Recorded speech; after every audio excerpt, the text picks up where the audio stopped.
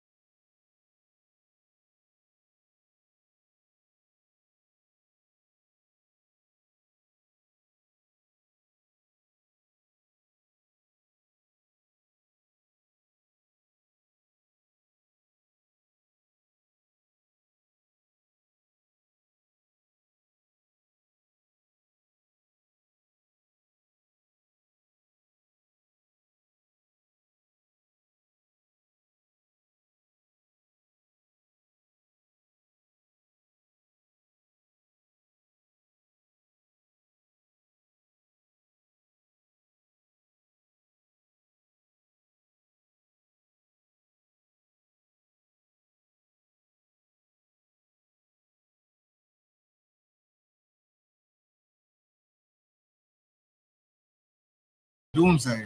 So I think, the development of that quarterback and what they're going to do with his talent to help him, reach his full potential is going to be the biggest issue for the Bears going forward when they draft Caleb Williams.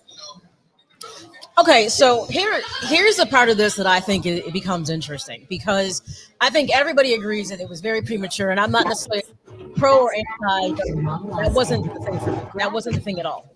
I felt like there was some impatience because as many quarterbacks have gone through the Bears, there's been coaches, coordinators, no real consistency. Or it's either maybe you didn't have a line, or maybe, you didn't have the wide receiver. You didn't, there were so many different variables that never quite fit with so many of the quarterback, let's say, packages at this point that the Bears have had. So I'll be honest, I'm not overly excited about necessarily the OC pick, because I look at who was also on deck to be picked, Roman, Kingsbury. I would have preferred one of those two over him, but I personally feel that the reason they didn't go that direction is because those two have the ability to be head coaches. So in the event that Eberflus didn't really quite pan out, his heir apparent was sitting right there. I feel like if you can fire an entire coaching staff and say they were not good enough to make this team better or make Justin better, then how is a person who's leading that charge, how do they still have a job? I don't particularly care for the OC pick. I don't. I would have preferred Roman, or I would have filled Kingsbury. I don't feel like, and you can say Geno and all that stuff. Okay, what exactly has Geno done for anybody lately is the question. I want to see somebody who has worked with people who have been successful, not the what ifs and maybes. I want to see success, and that track record for him does not work for me. Well, if you watch what Geno did, you don't get a contract extension unless you're putting up numbers. Geno had good numbers the last couple of years. Sean, but if it does not equate to a W, if I cannot fly the W, I am not interested. The question is, what have you done for the Seahawks lately now that you're there? Well, the Seahawks have a whole bunch of issues. Their defense is crap. So, you can't – if you're a quarterback, you can't play defense. All right, so there's nothing you can do on a defense. We know that from Justin Fields when our defense was giving up 33 points a game, and we were averaging 30 points for a 5-game stretch. Okay. So regardless of the amount of points you put up, if your defense is giving up, if it's a shootout, you don't have the defense to stop them, then you don't stop them. But the fact that Geno Smith was a journeyman quarterback, goes to Seattle and gets a contract extension with the Seahawks, and because his skill set was maximized by Shane Waldron. That's what I want. Shane Waldron's not a first-time play caller. No, Justin Fields got Luke Getsy, who was a first-time play caller. He had Matt Nagy, first-time play caller. Now you're getting a guy who's call plays in the NFL for a living, maximizes the quarterback skill set. So that's why I'm excited about him. And truth be told, here's what they did. Here's exactly what Ryan Poles did. Smart move. He also hired Thomas Brown. Thomas Brown is a passing game coordinator who interviewed for the offensive coordinator position here. He didn't get it.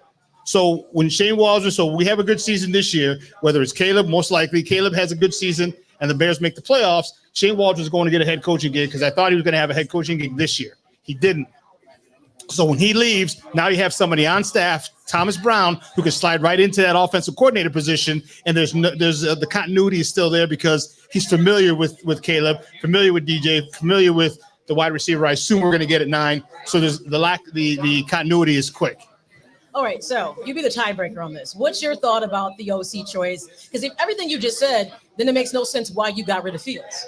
So what's your thought on the guy they bring in to work with the rookie who, by the way, we have no idea what he is even capable of at the next level? This is a tough position to be in right now because I kind of agree with you both. I would have preferred Greg Roman, but that is if Justin Fields was going to be the quarterback. I think Greg Roman was going to be the guy that could get the most out of Justin Fields. Since they traded Justin Fields, I do like the experience that Shane Waldron brings to the table in knowing how to call plays in game and knowing how to make in-game adjustments. And I think that's going to be beneficial to a guy like Caleb Williams. I think Ryan Post did insulate, the staff pretty well with bringing in a guy like Thomas Brown. And that's the biggest thing when you have young quarterbacks is having stability and continuity, especially with who the play caller is and who the system is. Justin didn't get that. Mitch didn't get that. We can go back, look at how many offensive coordinators they fired. So this is, I think this is going to be a turning page, a page to turn for the Bears in order to, start to, get that consistency, with that coaching staff and, the development of their players. They have it on defense. I think, they did fire a whole staff. They kept Eberflus. And I think it's because of the development and the way he's been able to, get that defense to, pretty much take off. And and getting the players to buy in. He never lost the locker room, even when, they were losing. So I think that's why he's still here. Okay, I'll go with that. I mean, don't get me wrong. It isn't like they went out and got somebody who's irrelevant. Right. There is some experience. You can see how he did improve, obviously, Geno Smith and others. Mm-hmm. I don't know. I don't know that I still would have struggled with the fact that they still would have brought in Roman, even if it wasn't going to be Fields. Or even Kingsbury, who are, they all have worked with what we can feel are, at least to a degree, mobile athletic quarterbacks. And that was going to be the part of the equation that was going to have to happen, is that they had to be able to make that adjustment to their game versus the Nagy mindset was, I wanted to make Justin, I wanted to drop him into my mold and make him my type of quarterback. Whereas you now have, at least I'll say in this respect, an offensive coordinator who will have the ability to make the adjustments to if Williams is the route they decide to go. Yeah, this is why I'm excited about this guy, because he's not new. He's not a rookie. All right, he's done. He understands. The biggest thing for me is adjustments. All right. Luke Getsy was very good at scripting the first 15 plays. Okay. How many times did we go down and score on the opening drive or the opening drive of the second half? But after that, once adjustments were made and you have to make adjustments on the fly, Luke Getsy couldn't do that. This guy is able to do that. And this is one of the reasons I'm extremely excited. First half is great, but you definitely need 2 halves of football, and to make adjustments in the second half is paramount for you to be a championship team, let alone just a good team. I mean, for me, I'm looking to have some consistency and some place to go to in third and short. Getting a yard or two. I think that's the one of the biggest things, biggest criticisms of Getsy. And Shane Waldron is going to come in and he's going to call plays that make sense in that situation and put the Bears in an advantageous position to be successful. Well, that was a question I asked Justin Fields after one of the games. In the locker room or in the press room, I asked him. I said, "Do you have a jumbo? Is there a specific short yardage package that you have? Okay, either where you go jumbo, where you bring in an extra offensive lineman, where you have double tight ends, maybe a fullback." I said, maybe even checking an offensive lineman is eligible. I said, because we're tired of watching these bubble screens, these quick screens to the right, the quarterback tush push, the tight end tush push. We're tired of that stuff. He looked at me. He says, "We have it, but we didn't run it." And I said, "Thank you." Asked and answered. So that lack of creativity on 3rd and 1 was huge for us. How many? We lost 3 games last year. We're late in the fourth, less than halfway to go in the fourth quarter. there was over a 90% chance of us winning, and we lost it. Part of it is one of them, you had a 175-pound wide receiver in Darnell Mooney trying to block a defensive end so Justin can get outside. He gets tripped up on 4th and 1. They turn the ball over. We get that first down, game over. There are all these little things as a play caller you cannot do. You can't ask a 160-pound, 170-pound guy to block a defensive end. So this guy, I'm looking forward to him making adjustments. I'm looking forward to when things go wrong to give us something, like you said, on short yardage. Everyone knows we're going to run the ball down your throat, and they get it.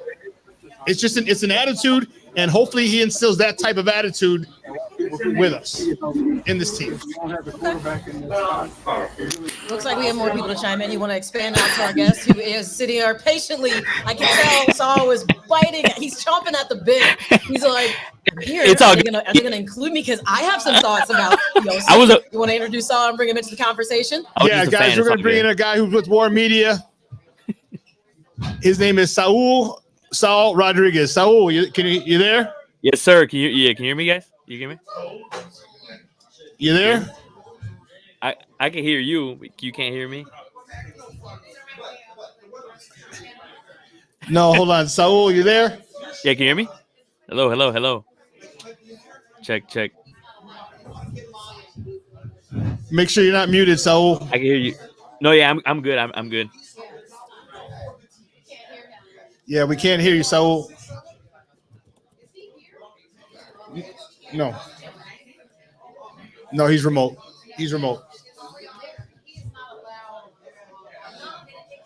Make sure you we'll work on his audio.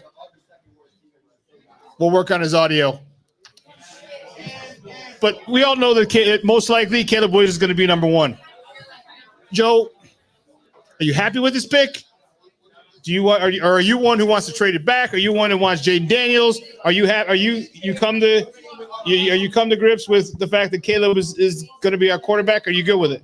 You know what? I have pretty much come to grips with Caleb Williams as the guy. Testing 1 2. I was sad to see Justin go. I was a Justin Fields guy, but Caleb Williams, does have all the tools. He can throw, he can move, and he's been pretty much bred for his moment his whole life. He's been training since he was very young to be in this exact position, and he already comes with that moxie, that kind of superstar kind of attitude, and I think that's what a lot of people give him a knock for, is his attitude and the way he approaches the business side of the game. I don't think we've ever seen a player come in and say, no, I'm not giving medicals to anybody. And I think he's this new generation of athlete, especially with the NIL. We see things change. That's really taking charge of their futures. And I think that's why some people kind of give him a raw deal a little bit. I do think he's a different kind of cat than most people are used to, especially football people.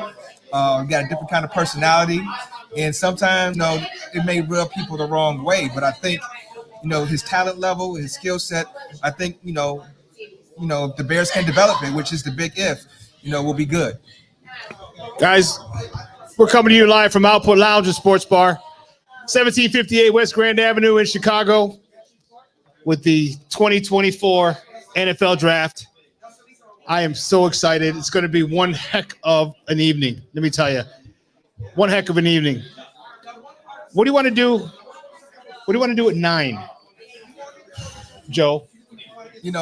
At 9, I really hope that Neighbors or Adunze are there. I don't think Neighbors will be there, but most experts say that Adunze will be there. I would take him.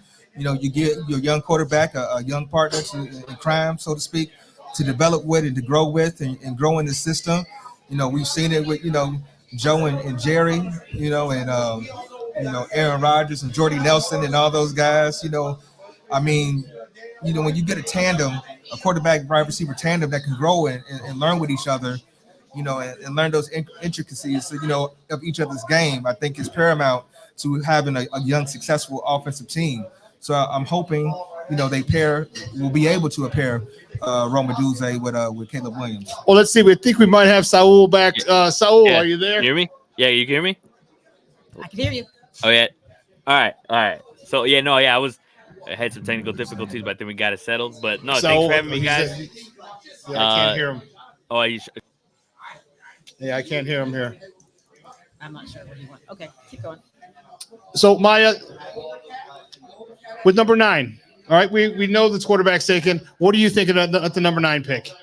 You want the wide receiver? Do you want Caleb to have?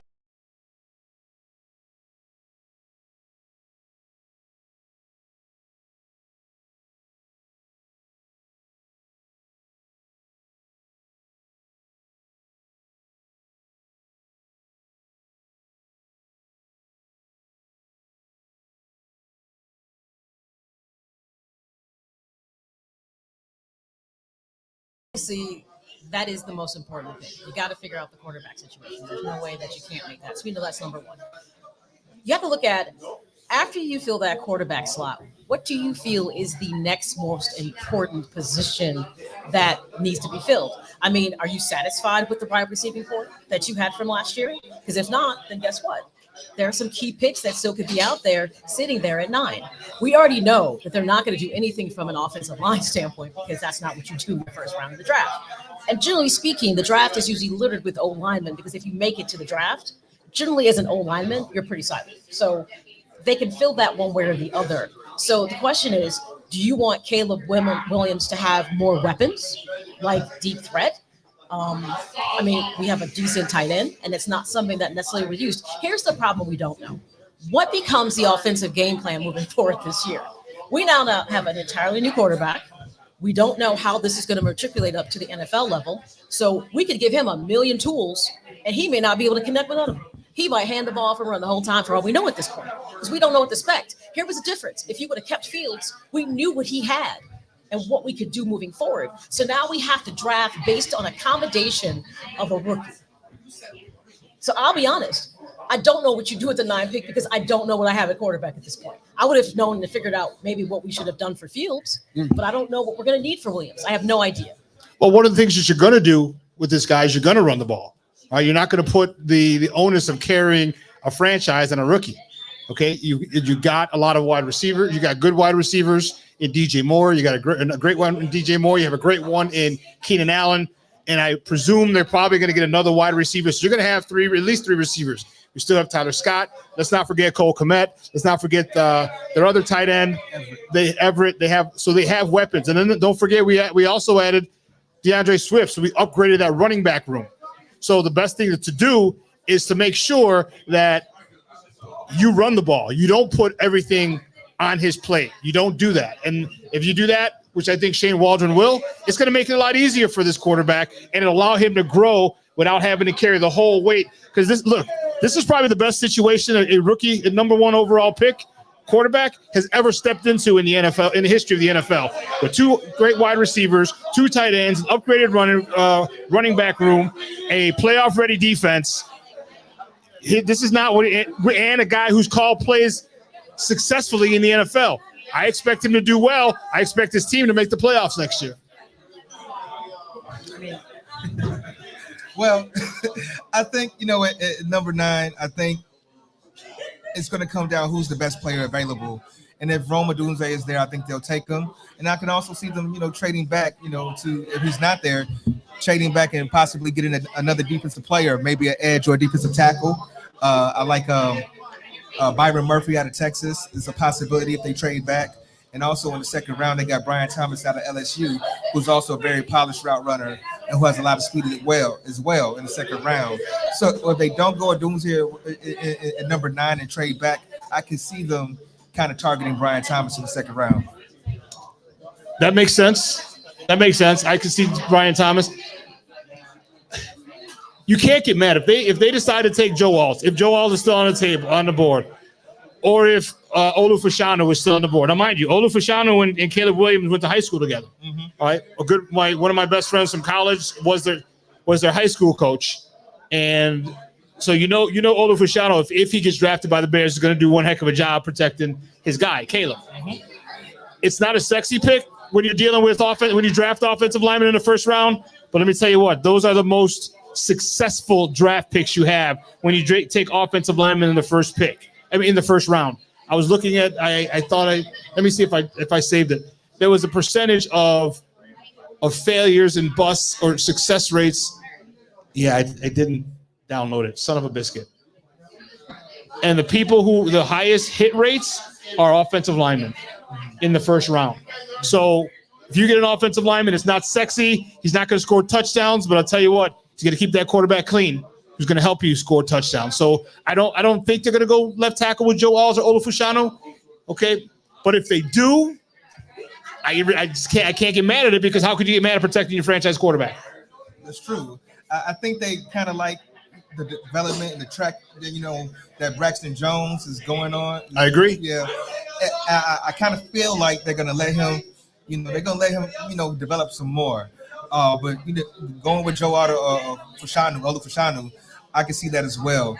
When you draft a offensive lineman in the first round, they play from day one, and they usually stick for 8 or 10 years. So, I mean, like you said, it's not sexy, but necessary. Sometimes it's necessary. But you know what? For me, I think Braxton Jones is okay. I think Braxton Jones is fine.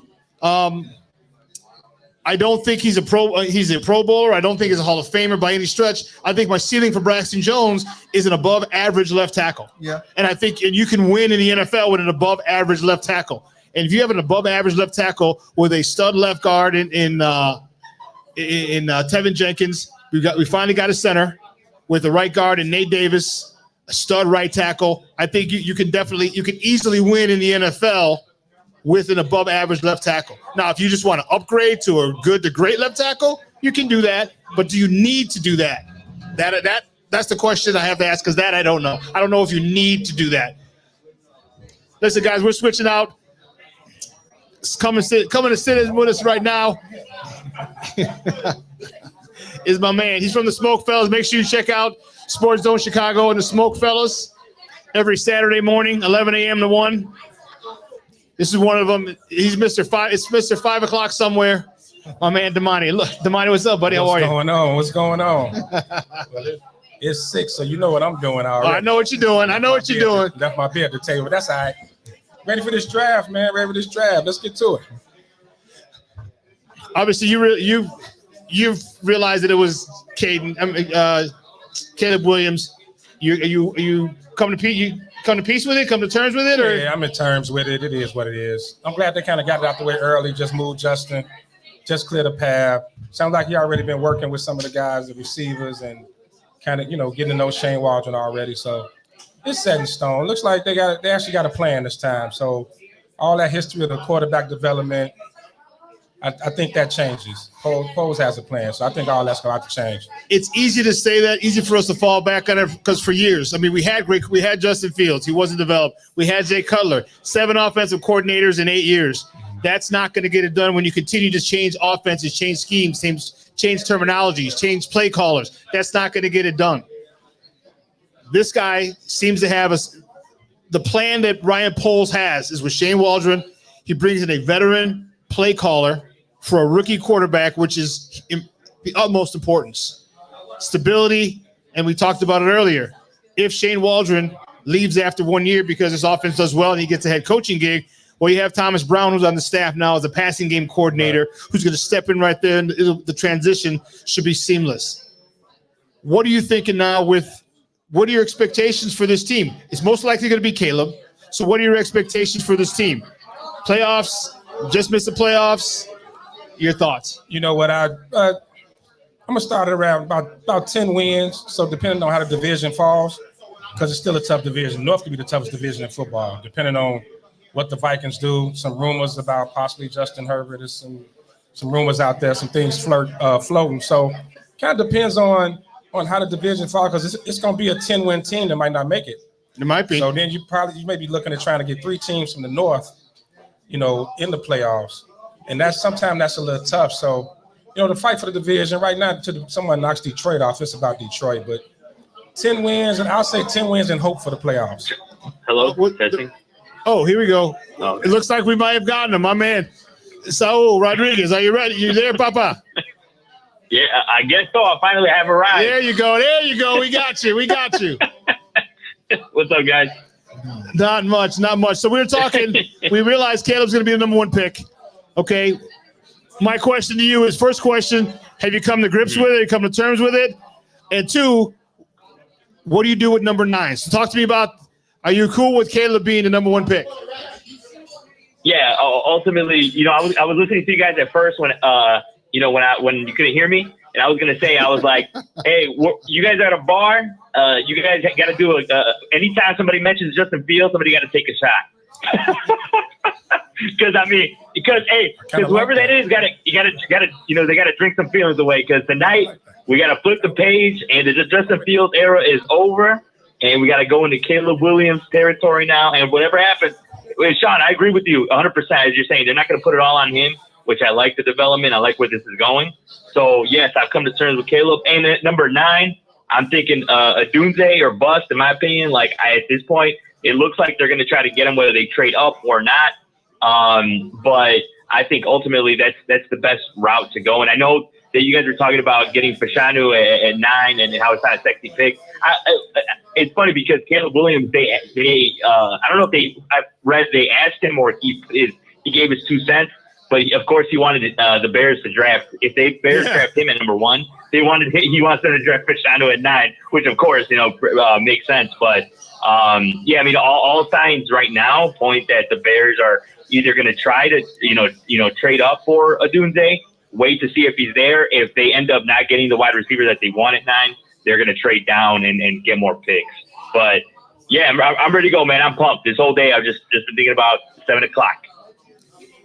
So the Bears are on the clock. There's there's a lot of scenarios that could happen.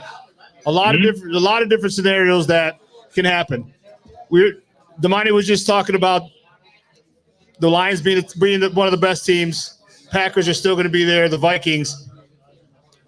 What do you think if the Vikings are able to jump up and get J.J. McCarthy? That's a very popular, a very strong rumor that's going around that they trade up to go get J.J. McCarthy, and then you put him in a situation where you have a good running back in Aaron Jones who came over from the Packers. You put him in a situation where you have a stud wide receiver in Justin Jefferson, and you have a young stud wide receiver in Jordan Addison, and you have a tight end in Hochtenberg.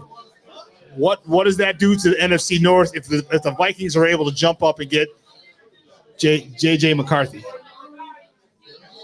Yeah, no, I think it's going to make it way more interesting, man. I mean, literally every team is going to have a quarterback that they're either trying to develop or they're, if I got to a certain point, like the Packers, for example, like Jordan Love. I mean, it's competition's always good. So I'm not, if J.J. McCarthy does go there and he's able to succeed, competition's always a good thing. But I will say ultimately that I'm not a big J.J. McCarthy believer, I'll be honest. But I am a guy that does believe in the fact that the Kevin O'Connell and that system that they have is a healthy one. So if he's able to thrive anywhere, Minnesota seems like it's a good spot to do it in.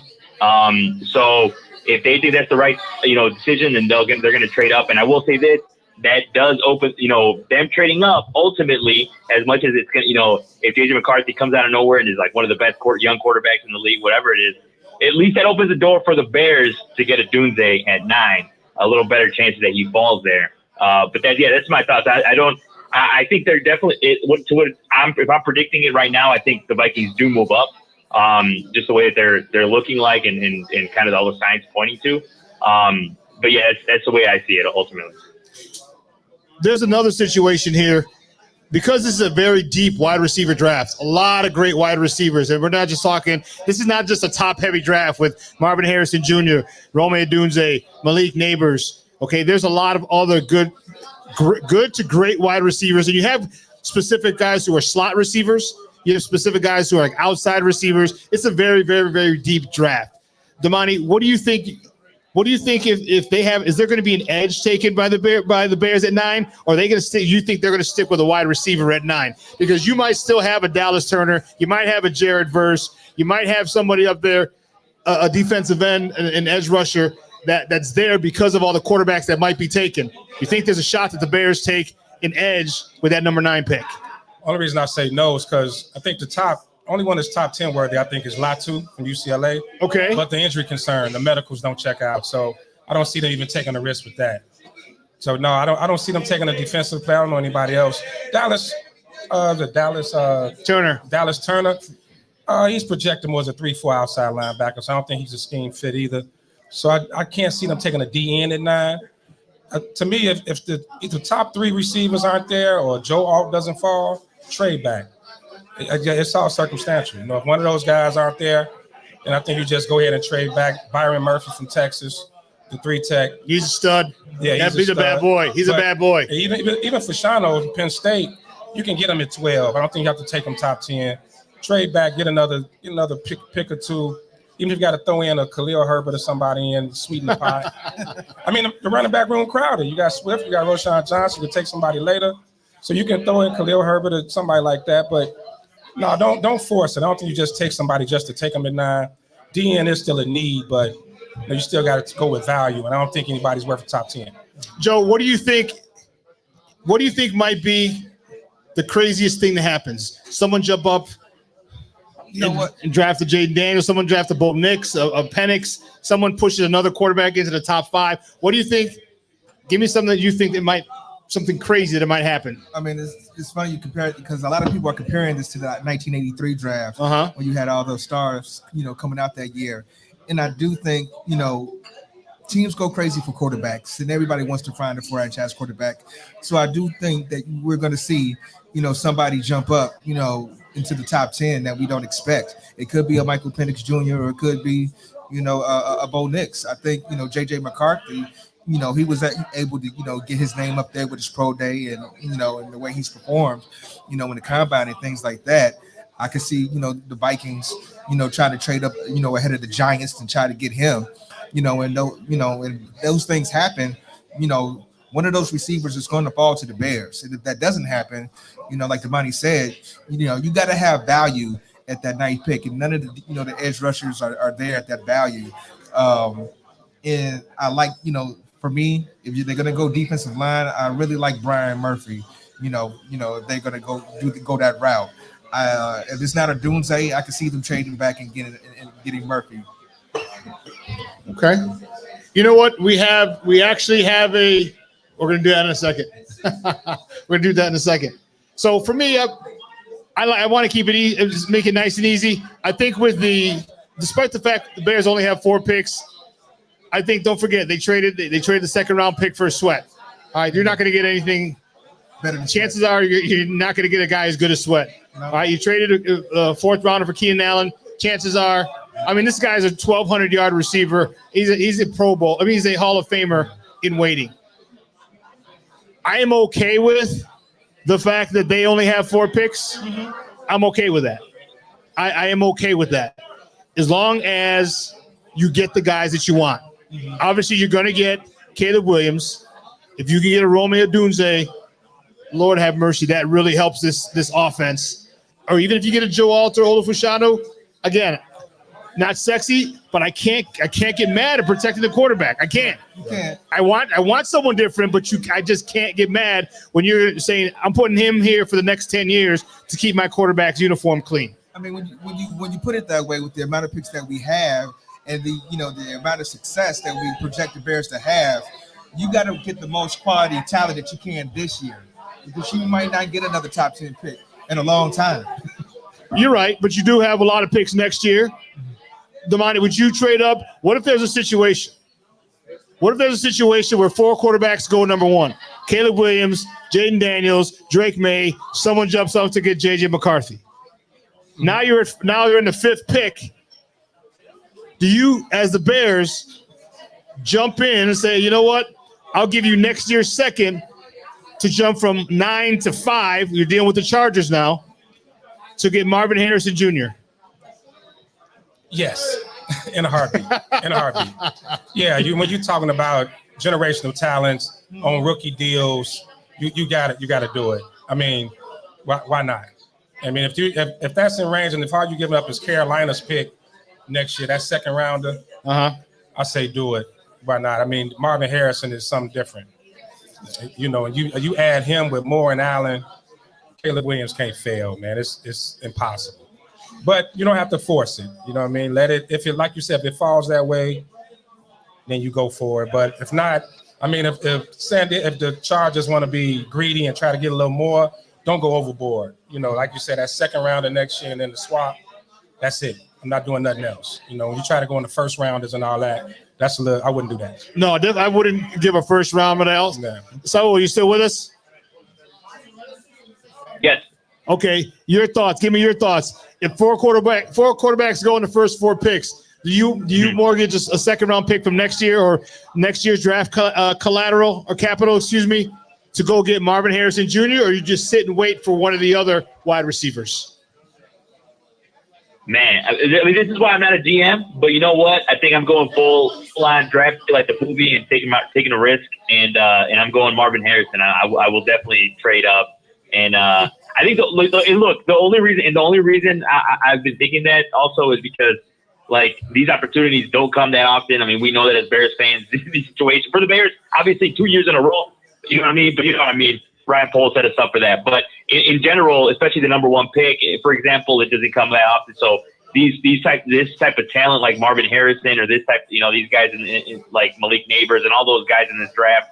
So I think I'm taking the risk and trading up just because in that sense. Also, even if Marvin Harrison isn't necessarily doesn't look like the college Marvin Harrison, his first year, I think still being surrounded by like Moore and Keenan Allen and just in general that the veterans in Chicago, I think it's gonna help him grow, even if like it doesn't all come to him right away.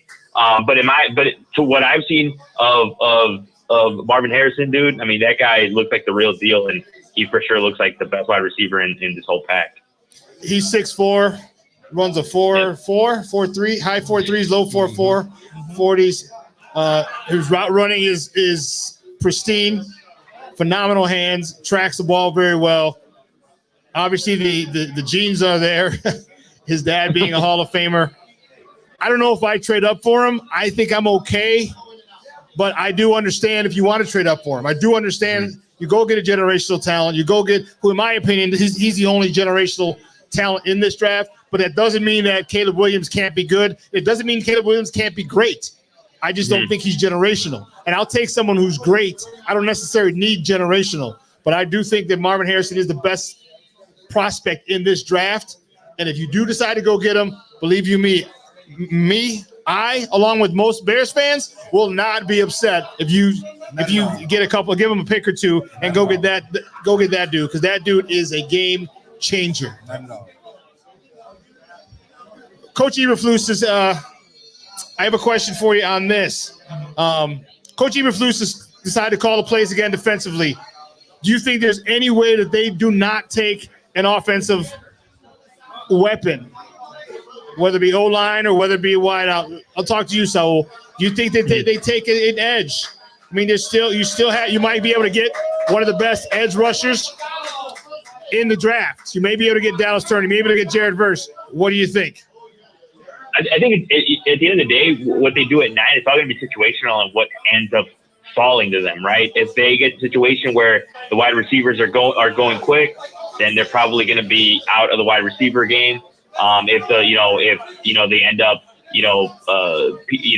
other teams end up trading up, and then there's more wide receivers, and they'll do that. But ultimately, yeah, like I'm not going to be also like, as much as I'm sure I sound greedy with the Marvin Harrison thing, I'm not going to be greedy if they get Turner at 9. Like that's still a great player and a guy that's going to fit well with this team already with the way it's built.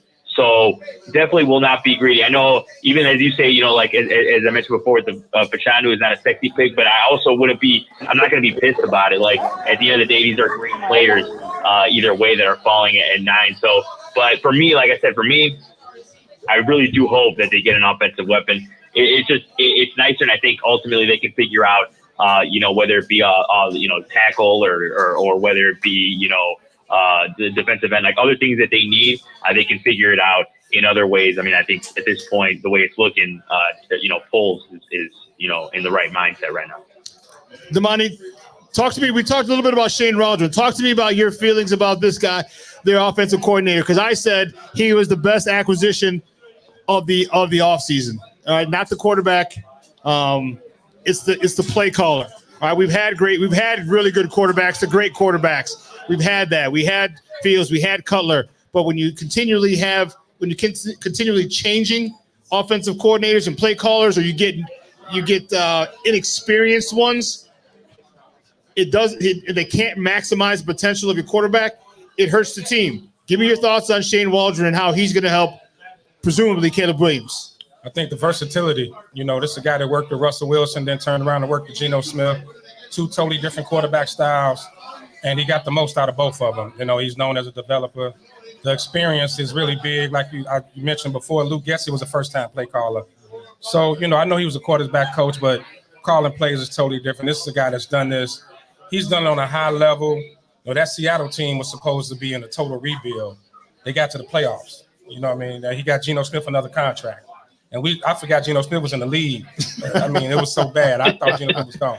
But, hey, so what he did with that's impressive enough for me. I can't wait to see what he's doing. And he was highly touted, and people got to keep in mind he wasn't fired. Pete Carroll left. Got fired, so he was a free agent. It wasn't like he was fired. So that's another good thing. So you're not taking someone's trash. You're not taking somebody throughout. He was highly touted. A lot of people wanted him, which kind of tilted their hand on the Caleb Williams thing, because he worked with Caleb in some camp. They were talking about he worked with him in a camp. So that's one of the reasons he took this job, even with the uncertainties at the head coaching position. He wanted this job, man. I think Waldron's going to do a great job.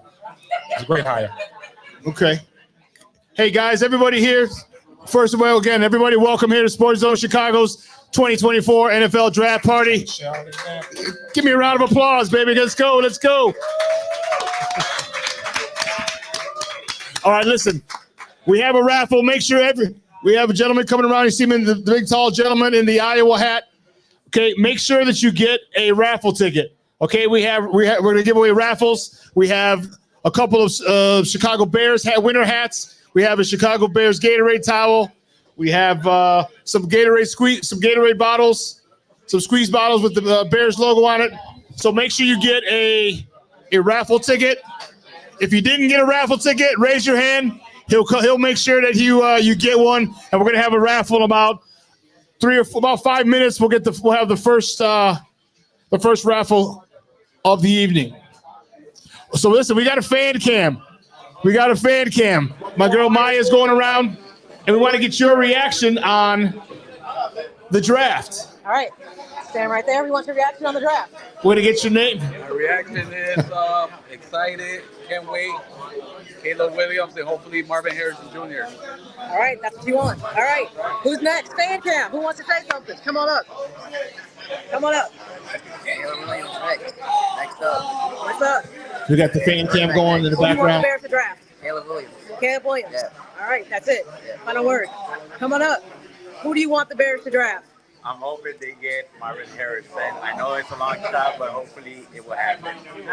Hey Maya, right, make sure you got the volume on. We couldn't. You got the volume up? Did you hear him? We couldn't hear him. Couldn't hear him? How about now? No? Couldn't really hear him? No, we'll get it taken care of. Okay. All right. Cut it up. So the draft is going to start in about 6-7 minutes. But we're going to go back here. What are you thinking with the later picks? All right, we don't pick again till 75.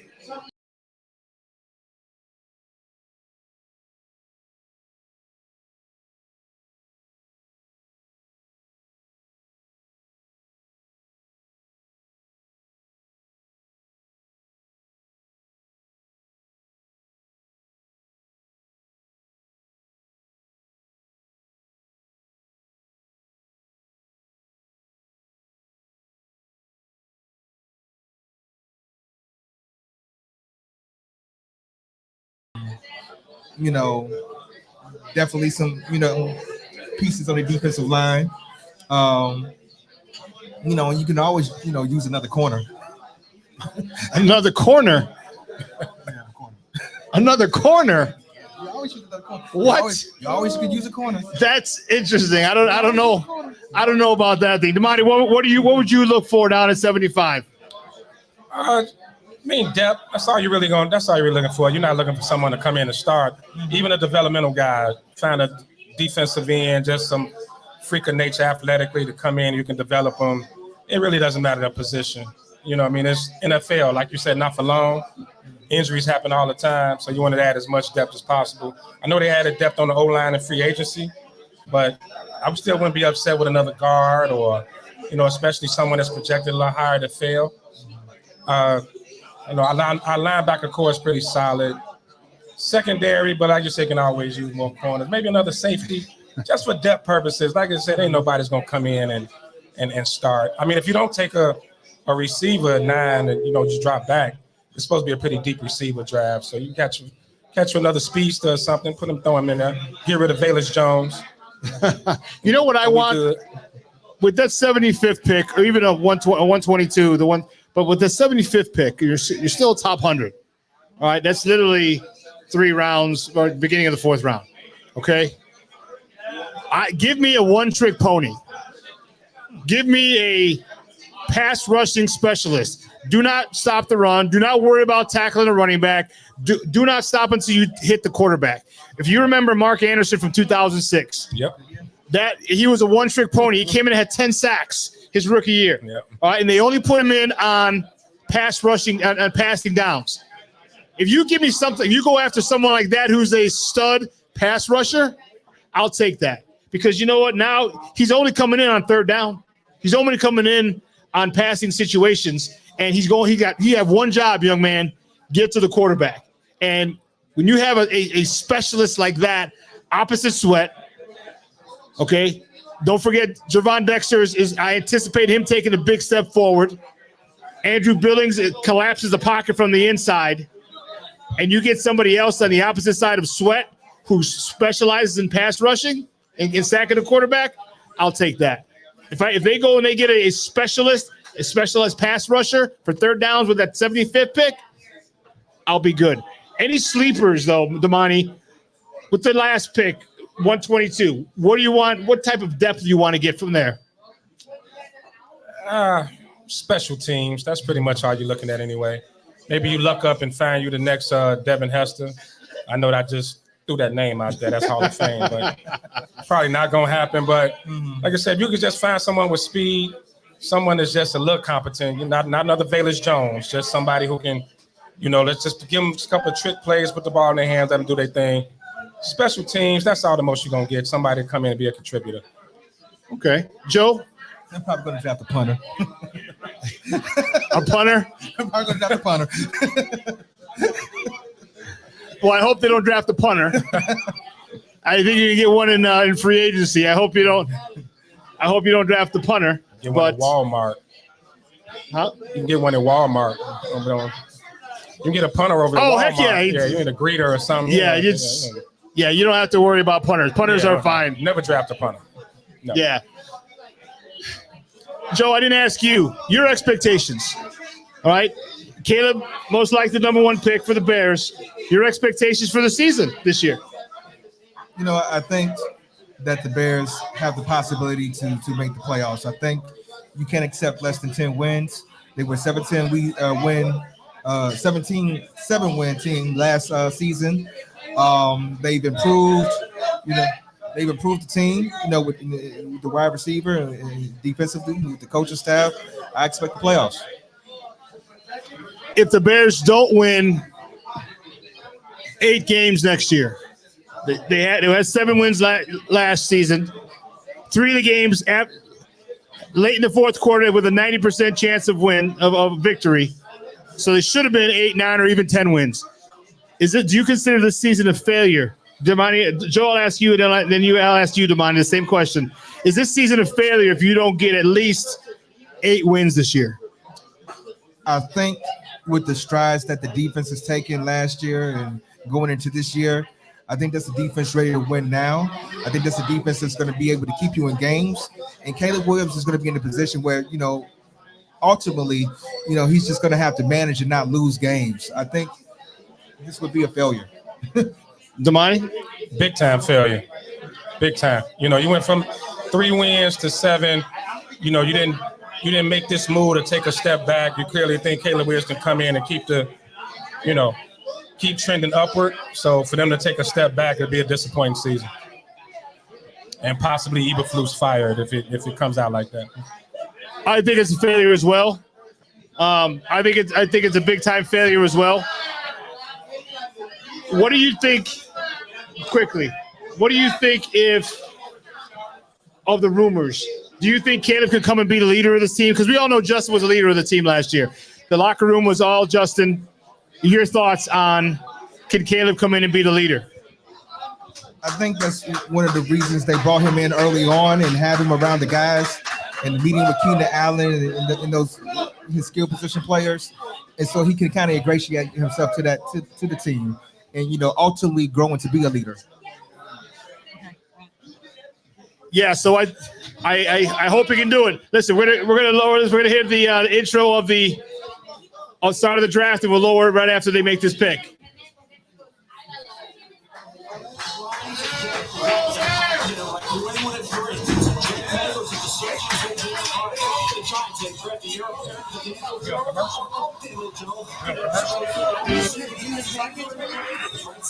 And this one. No. Get my bill.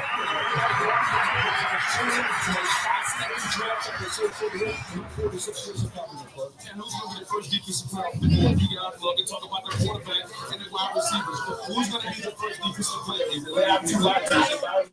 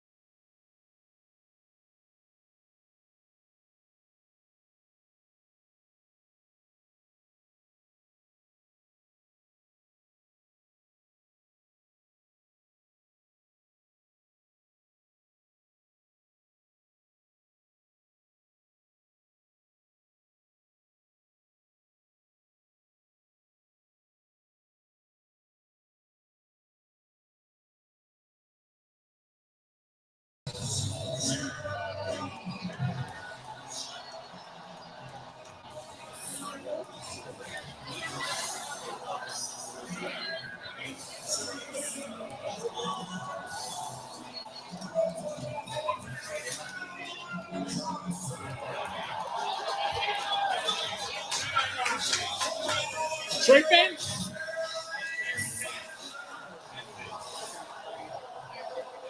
The Hall of Famer, the legend, Barry Sanders. I got it. Hey, I got to clap for him. All the other guys, no. But Barry Sanders, much respect.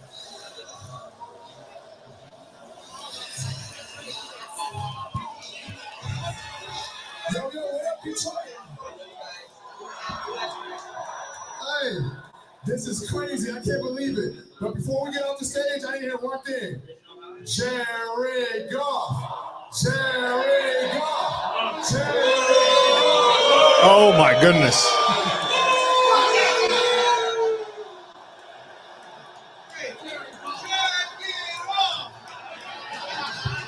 What's up, Detroit? Let's go, baby.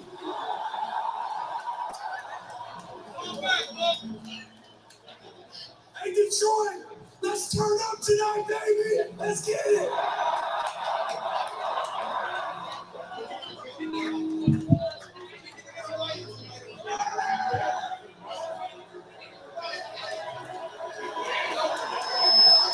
What's up, Detroit? What's up, football fans? Thank you for showing the world how we doing in Detroit. Great job, guys.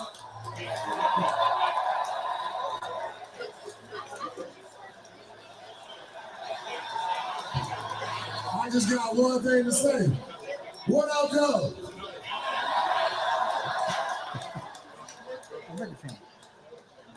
All right, Detroit.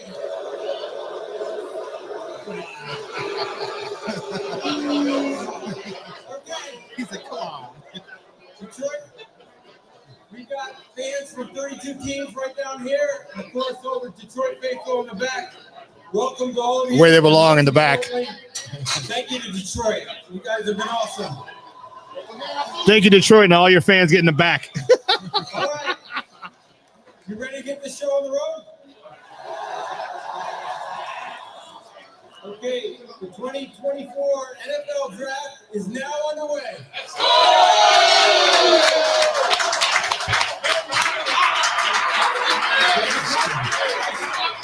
Are on the clock.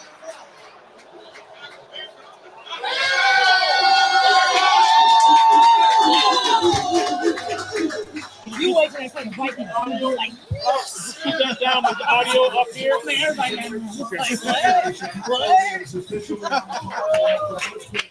In this draft for the first time since 1947. What do they need? They need a quarterback. They're the only team to never have a quarterback with 4,000 passing yards in a season. They got to this place because of the trade engineer a year ago leading into the draft. The trade that led Bryce Young to Carolina. They gave the Bears this pick along with Sean, how many are you gonna go back on after you go wait a little bit? No, right after the pick. If we can lower the volume until he comes back up again. After the pick, we'll talk about it in the raffle, and then we'll do. This is a decision that the Chicago Bears came to weeks, if not months ago. And just like the Cincinnati Bengals once began acclimating Joe Burrow to the city, their team, their organization, the offense, the Bears have been doing the same with Caleb getting ready. So we're here, guys, live at Output Lounge, waiting. The Bears are on the clock. Kenneth Williams on the screen in the green room. Decision the Bears make here. This division, you have Jared Goff, the Detroit Lions, you have Minnesota. How crazy would this place go, Detroit go, if he comes up and says there's been a trade? Justin Fields, I thought was always great doing some great things. He basically gave him away from Pittsburgh Steelers, and now Caleb's got to be great. He has a talent to be special. He showed that in 2022. Did he really? Like the next Patrick Mahomes. This year's off to a good start. Oh, now we're just doing too much. Now we're doing too much. Yeah, he's not the next Patrick Mahomes.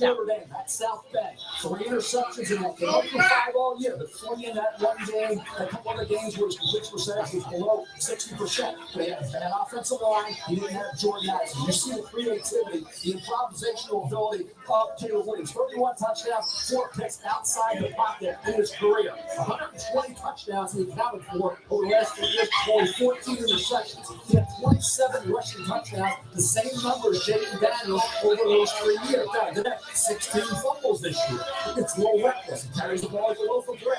A little careless at times. Josh Allen is able to shore that up. Caleb Williams needs to clean that up in the NFL to be an elite quarterback. Certainly this year, without that offensive line, on the defense, it couldn't stop many people either. Caleb was not on the spot. That Notre Dame game, everybody's got that's one game on his career, guys. One game. Outside of that, he was almost flawless. He had a couple games played, as I said, where he wasn't necessarily on point. But overall, Caleb Williams held off. Drake made it off. Drake made it and finished strong. I know it's the door for Jay. Jay went from 4th round to the 2nd pick overall. I didn't think he did enough.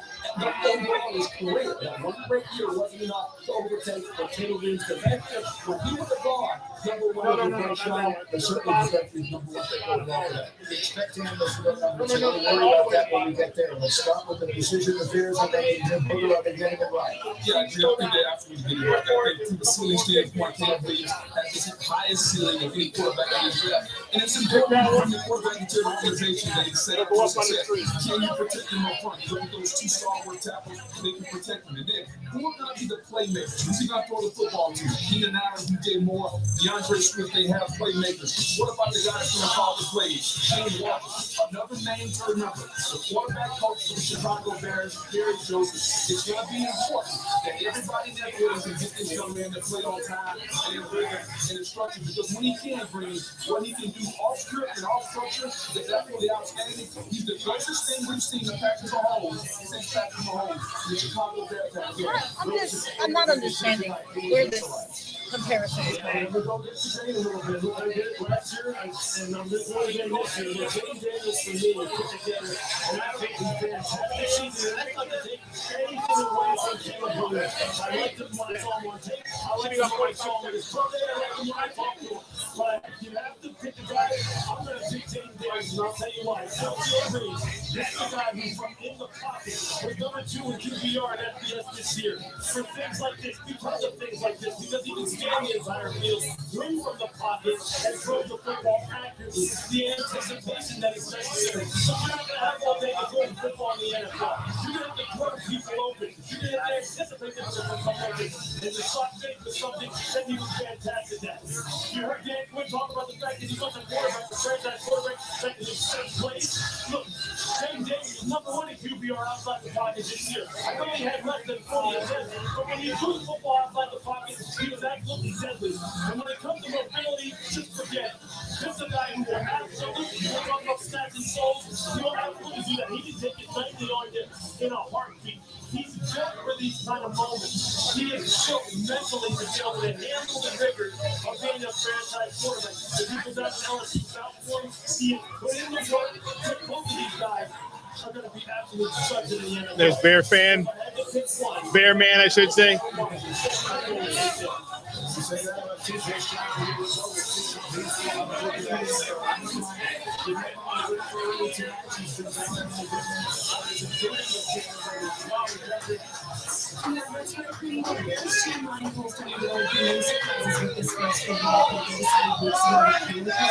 Is when I spoke with Williams yesterday, he told me he walked away from his top-rated visit in Chicago feeling a sense of calm because of those foundational pieces that you guys all talked about that will lead to his success and this team's success. And Williams even threw the Bears receivers last week and threw Keenan Allen and DJ Moore, said the veterans taught him so much in their short amount of time together. And he's starting to feel some chemistry vibing with them. And as you've noticed, Caleb Williams wearing a custom suit, and it's all purposeful. It's navy blue to represent the team colors of heavy wearing the small guys. A little bit of an off personality. Of course, the first incredible star of the NIL. We've seen him in different ways than what accustomed to the previous years. That's going to be something he wasn't used to. He always be the first one to come on. This is a young man who I think a year ago we was destined to stay this happened despite his final time. The team was evacuating already being shared in the Bears draft. I remember they will make another pick here tonight for the trade at number 9 overall. But here it comes. They've waited a century. Let's see if this is the time they get it right.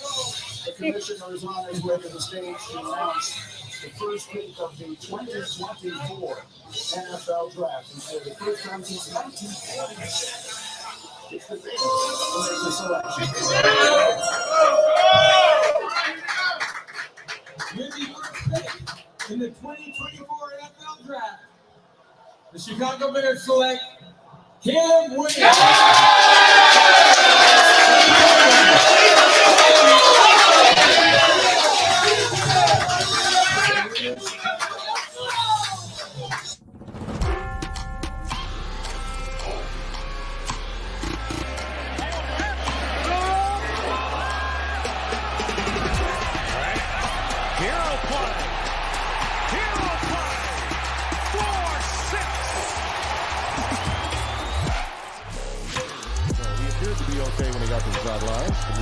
Blitz pressure. Plenty of time for Williams, setting up shop, looking long, got his man. It's Washington. It's touchdown. Zachariah branch motions, and look at all that. Opens up a huge gap. Caleb Williams off to the races and finally run down Diane Sayuli to save a touchdown. Toast to that. Welcome to Chicago, Caleb Williams. He here. Let's do it.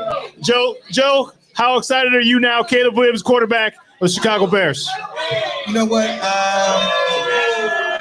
I'm excited for the possibility of the Chicago Bears finding their franchise quarterback. I think Ryan Poles has done a lot to insulate Caleb Williams coming in. Like you said earlier, this is probably one of the most advantageous, positions for a rookie quarterback to come in this year. And they really gave him a really good solid foundation to build on. So I'm excited for the Bears. And he should be. You know what? He's the number one. He was touted as the number one player to be drafted. The Bears had it. All right, he said this decision was probably made a couple of weeks ago or months ago. Well, you know what? He's stepping into a great situation. I hope he's a guy. I hope he's a guy.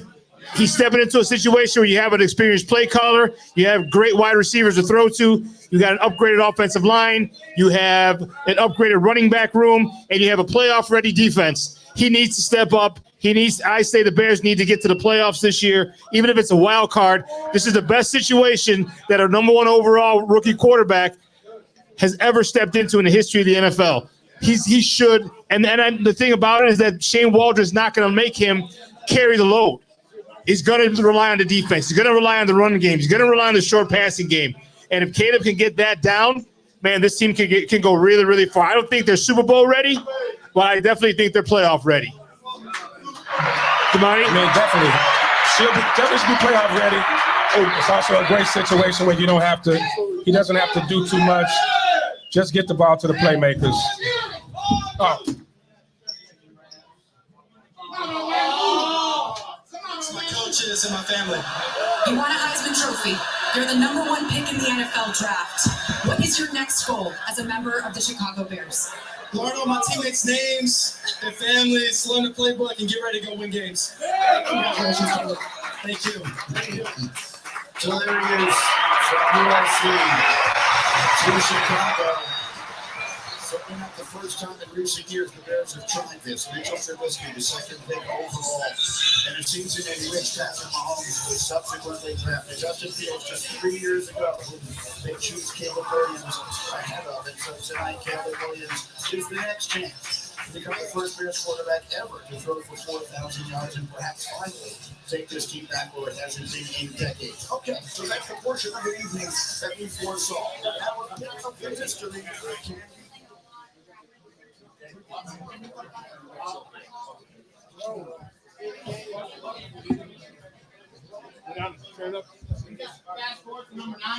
All right, next, check out your guys. We have another raffle. We're going to raffle off one of the hats.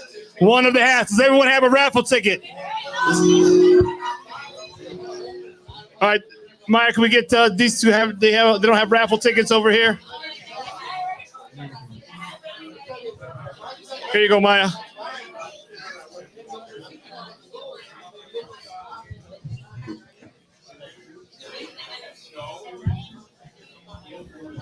So we're going to raffle off. This next raffle is going to be a winter hat.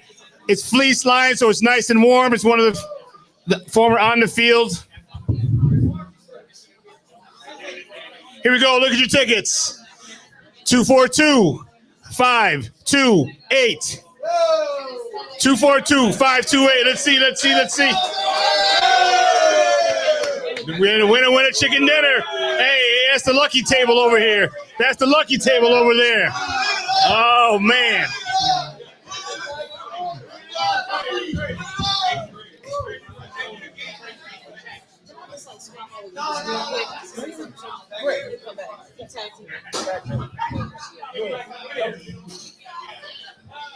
Maya, he's here. Caleb Williams is now officially a Chicago Bear. How you feeling? Look, you know me. I'm a freelancer when it comes to being a fan.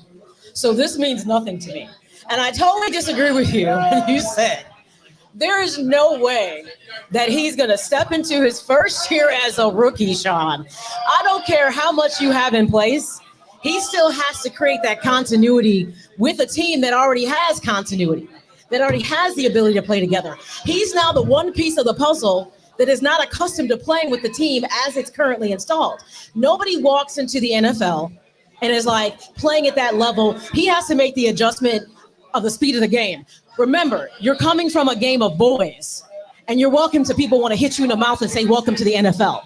Now, here's my issue, and I held off until they just drafted him so that I could just say later. The bottom line is this. The skill set may be there. He might have been a Heisman Trophy winner, but my concern is that he have the mental resolve that's going to take to be in Chicago. I'm still going to take exception that when they lost to Washington, he ran into the stands and jumped into his mother's arms like this was Pop Warner football. I'm concerned that his mentals ain't going to meet his chicken. And you know what I'm talking about when I say that. Your mentals must meet your chicken. And I don't feel like he's there for that. So the first thing he has to do is make the mental adjustment to the game at this level. The speed of the game is so much quicker. You haven't seen an edge rusher like this in college. No. You just haven't. So while you're saying make the playoffs, I think you should step your goal back and just flat out say how many games you think they might win with a rookie quarterback. And I don't think it's enough games unless the ceiling is low this year, which I don't think that it is, for them to actually make the playoffs. Because remember, Detroit improved, and they're going to keep getting better. Green Bay improved, and they're going to keep getting better. And if the Vikings decide they really want to pillage and plunder, we're going to see what happens. You're standing at the bottom of your division pretty much. And if you think they're going to jump to first place because they just drafted a rookie, I don't know what to tell you.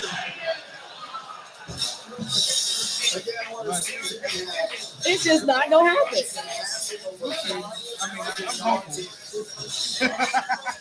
Who says that? Nobody can have that expectation. It's like you just got hired the first day at your job, and they think you're the smartest person in the room. Well, Jaden Daniels goes to Washington. I agree with you to the point there's going to be a learning curve, but I think we're talking with Caleb Williams, but I also think they have the offensive coordinator who's going to help make that transition as easy as possible. It's not going to be easy, but as easy as possible. As I said, they're going to run the ball. They're not asking him to win games. They're going to ask him to manage games. They're going to ask him to do what Brock Purdy did, and that is get the ball to the playmakers, let them make the plays. But in year 2, year 3, now you can start winning games. We'll win because of you. They're just saying, well, let's not lose because of you. Okay, so with that being the case, and then Joe, I want you to chime in. I agree with that. The learning curve is going to be a little steep for him, at least the first year. New playback, new players. It's a whole bunch of stuff he has to adjust to. So if you believe that, then what you can't say is they make the playoffs this first season because already Detroit and Green Bay is ahead of the Bears in regards to their development curve. Their quarterbacks are there and they're playing. There's no way the Bears can possibly make the playoffs this year because he still has to make that step forward, and you have 2 other teams that are already there. They don't make the playoffs. So realistically, Joe, do you believe they make the playoffs? And if not, how many games do you think they are capable of winning with Caleb Williams as this rookie quarterback? Well, the fact of the matter is that the Bears are playing the last place schedule. The schedule won't be that hard. We saw C.J. Stroud come in as a rookie last year and get his team to the playoffs in a tougher division. Last year, no one had the Texans doing what they were doing. No one saw C.J. Stroud coming. I think Caleb Williams has more talent than C.J. Stroud. I think the Bears' talent level is better than the Texans, and I think playing the last place schedule, I think 10 wins in the playoffs is a possibility. I think it's a good reason, and here's why. C.J. Stroud had a great play caller. All right, Bobby Slowick was a guy who understood how to play him, how to use and maximize his skill set. Shane Waldron, I believe, is going to be able to maximize Caleb's skill set. And by that, I mean, we're not going to, again, not put everything on him. I don't need you to win the game. I need you not to lose it. We're going to play ball control offense, lean on our defense, hit those short passes, let DJ Moore break tackles, let Keenan Allen find soft spots in the zone, let Cole Kmet go up in the seam. He's going to make it easier for him and not have to put so much pressure on Caleb. And that's why I think with that defense that's playoff ready, that's the reason I think they make the playoff. That defense is going to give them a lot of short fields with the cornerbacks, with Jalen Johnson and Tyreek Stevenson coming into his own, and a pass rush like with Sweat. I think they're going to be able to get a lot of short fields, which is going to lead to some touchdowns this year. So what you're saying is, offensively, their success is going to be predicated on if the defense can continually get them short fields. No. That's what we're predicating the wins on. No, they're going to run the ball. They're going to run the ball and move the ball that way. Run the ball. But my thing is, you still have to create that continuity he just doesn't have yet. Right, I agree. And the way you make it easy for him is run the ball. And I think that's what they're just going to ask him to hand the ball off. And he might even get frustrated. He might get very frustrated because he's so used to being the man and winning games. They're not going to ask him to win games. Just don't lose them. That's the thing. We're not asking you to win it. Just don't lose it. Joe? I think part of the thing is the development is you got to have a strong running game. I think the weapons that Ryan Poles has brought in with DeAndre Swift, and Keenan Allen to add to DJ Moore, I think those are the guys that you're going to be looking for to help you win the games. And Caleb Williams, he just doesn't have to make a mistake. He's going to make mistakes. Of course he is. True. That's fair. Even the veterans make mistakes. But I think with that defense is going to be a defense that's going to be able to get you the ball back when you do make a mistake. And that's what's going to get them into the playoffs. I mean, here's how it goes. We can speculate this until the day is long.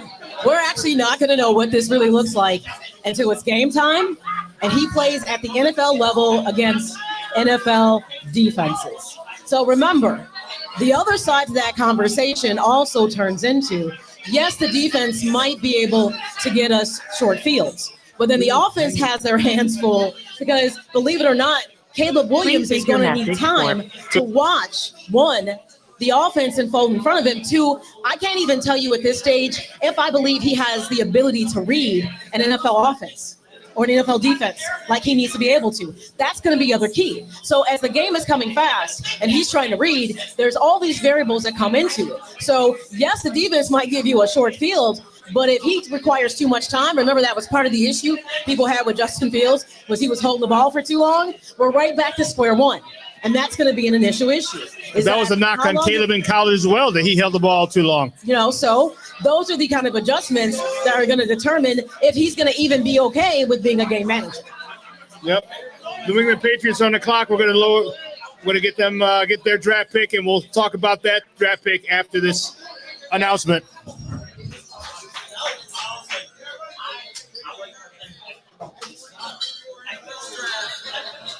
The New England Patriots select Drake May, quarterback, North Carolina.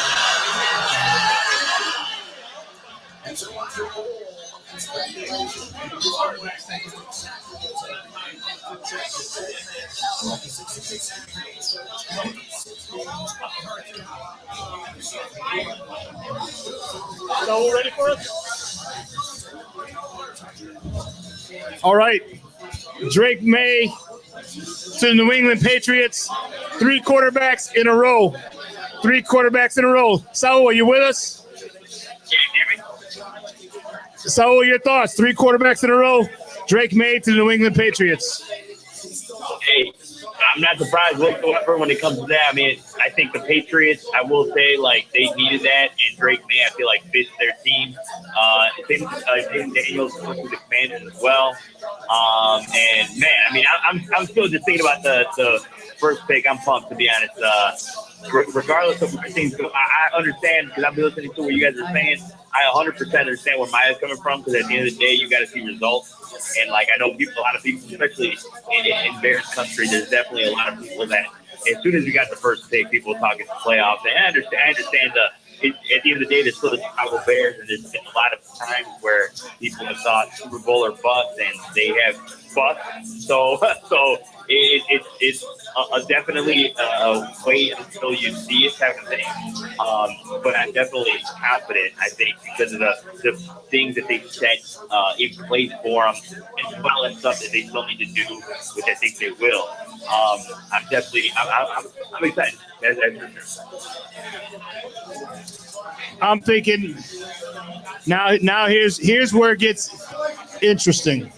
Here's where it gets interesting. Number 4, does someone jump up to the Arizona Cardinals, make a trade, get Bo Nix, Michael Penix Jr., J.J. McCarthy, all right, quarterbacks that are premium, this is a deep quarterback draft. The Vikings have been rumored to trade up to get J.J. McCarthy. Other teams other teams who are further back have been rumored to jump up. This is where it's going to get very interesting. I know a couple people have some wagers at quarterbacks of the first 4 picks. First 4 picks, we're going to find that out.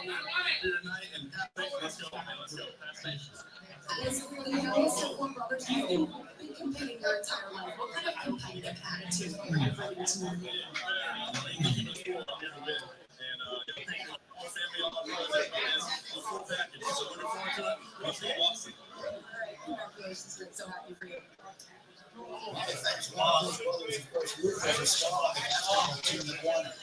National championship in 2017. Here are the Patriots' first-round quarterbacks in the contract. So one of the questions that I have for you guys is it important? Oh, you know what? Let's get another raffle.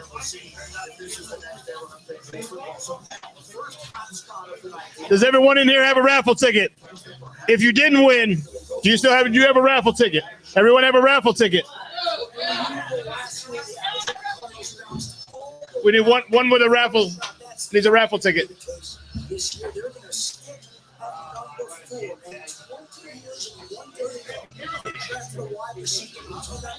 Our girl Chella Bird. All right. Next is another Gatorade squeeze bottle. A Gatorade Chicago Bears squeeze bottle. Check your numbers. 242-556. 242-556. Let's check it out.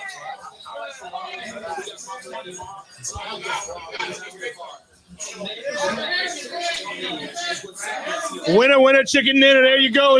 I love it.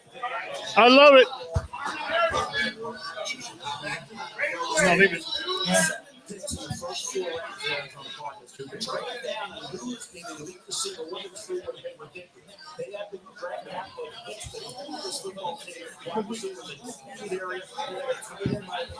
It's 3. One is the music, 3 is the TV. Am I saying the wrong one? Okay, I'm sorry.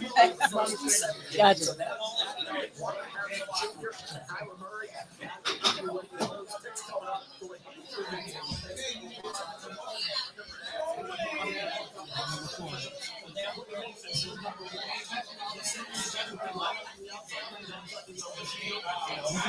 Where'd you get that from? Nothing's in chicken. No, I don't. No, is that Marshall? Yeah, 3 is the TV. You're right. 3 is the TV. You got to take the chicken. So you can just. You got to. You did say that. You did say that.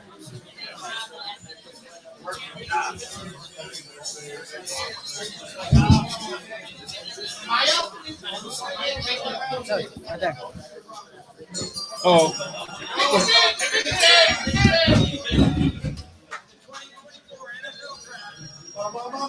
Arizona Cardinals select Marvin Harrison Jr., wide receiver, Ohio State.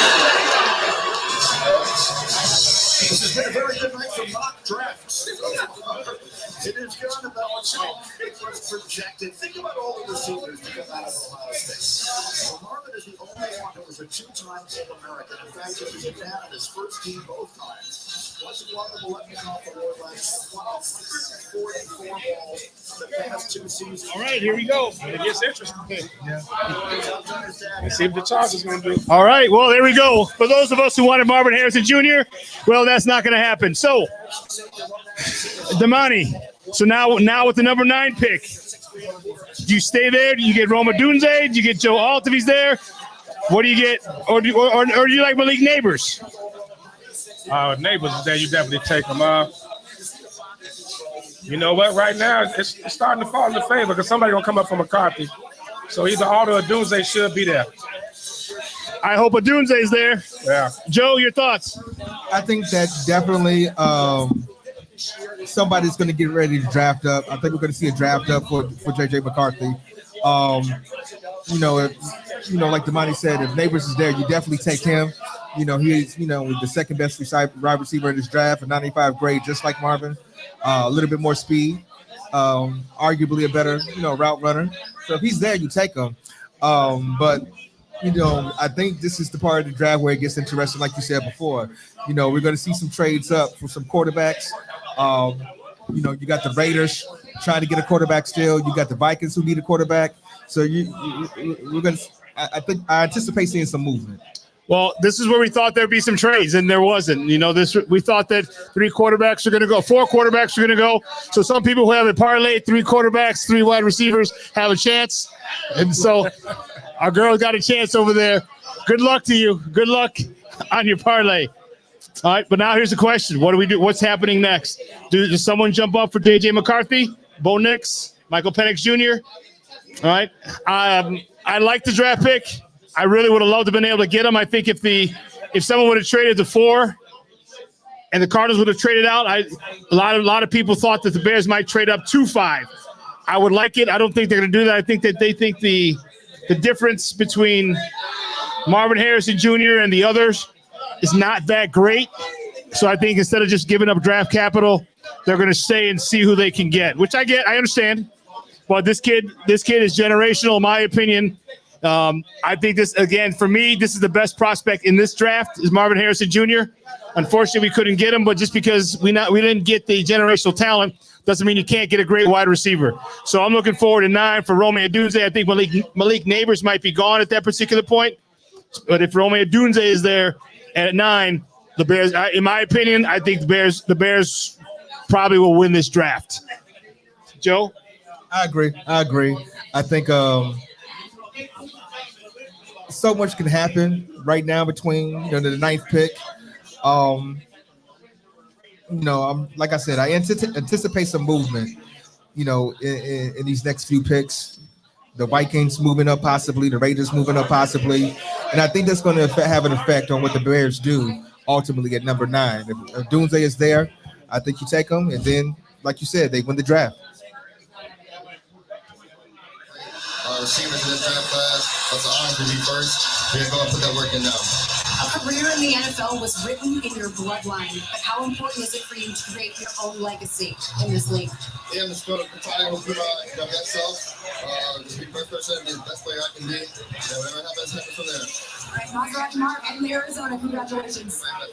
It's actually the 2nd straight year they've taken an Ohio State player in the first round. They took Paris Johnson last year, 6th overall, and he joins this illustrious list.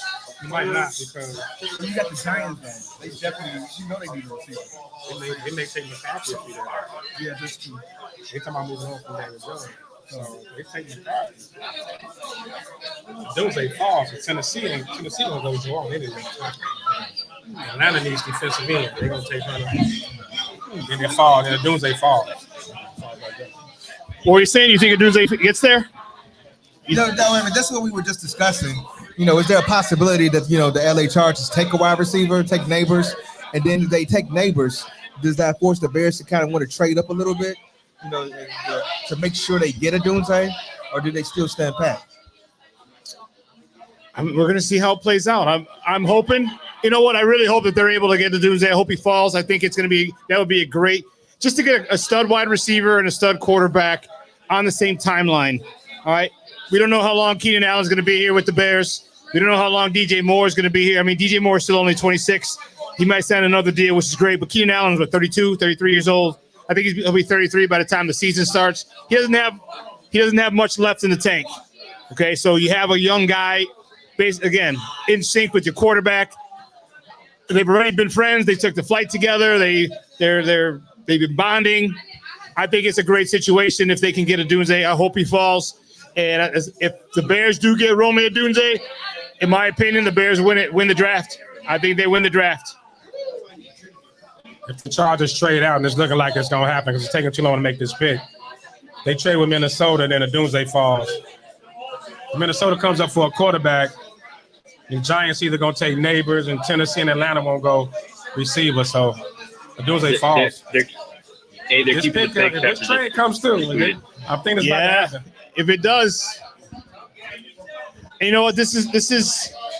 It couldn't happen any better for Bears fans. Many Bears fans wanted a new quarterback. They wanted Caleb Williams. They got that wish. Now, as we see the draft play out, people, even beforehand, people are talking about Romeo Dunze. Get Romeo Dunze. Do what you got to do if you couldn't get Marvin Harrison Jr. All right, well, Marvin Harrison Jr. is off the board. It looks like it. If it does, this would have played perfectly into the hands of the Chicago Bears. And I'll tell you what. Ryan Poles has a horseshoe up his you-know-what. For him to, as lucky as that man's been with the draft picks and the way things have fallen, and Houston winning that last game losing the last game, for the Bears to get the number one pick. Yeah, he's got a horseshoe up his you-know-what, and you better be thankful for that because without that game, this is a whole different story. So, indeed. Hey, Sean. They're not saying trade. They're saying the pick is in. So let's see. Yeah, they're keeping the pick. Charles can go receive or left tackle, though. They go either way. Hear me? So, go ahead. What were you saying? Yeah, Schefter tweeted out saying they're going to keep the pick. Adam Schefter. You hear me? I see Neighbors. If they keep the pick, probably Neighbors. Did you hear me? I hope so. We'll see. We will see. Can you hear me, Sean, or not? And that means the Giants got a decision to make. McCarthy's there. Hello, got to call Kevo.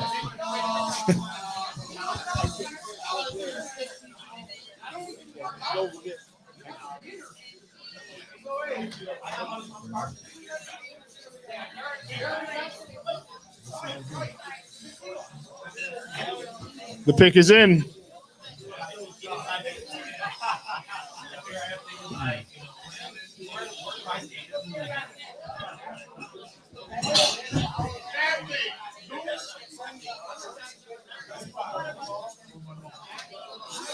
Wide receiver or offensive line. We also should point out that in recent weeks, both the Patriots and Vikings called the Chargers to say they had any interest in trading Justin Herbert. The Chargers told them absolutely not to hold on to him, and they're making the trip now. So Justin Herbert not going anywhere, the selection not going anywhere. The Giants will have a decision today. In just a matter of moments. Yeah, it got to be later. Let's see what direction the Chargers went. There were several highly touted offensive Him and Justin Herbert. they couldn't choose between. Jim Harbaugh is the new coach. Here comes the pick.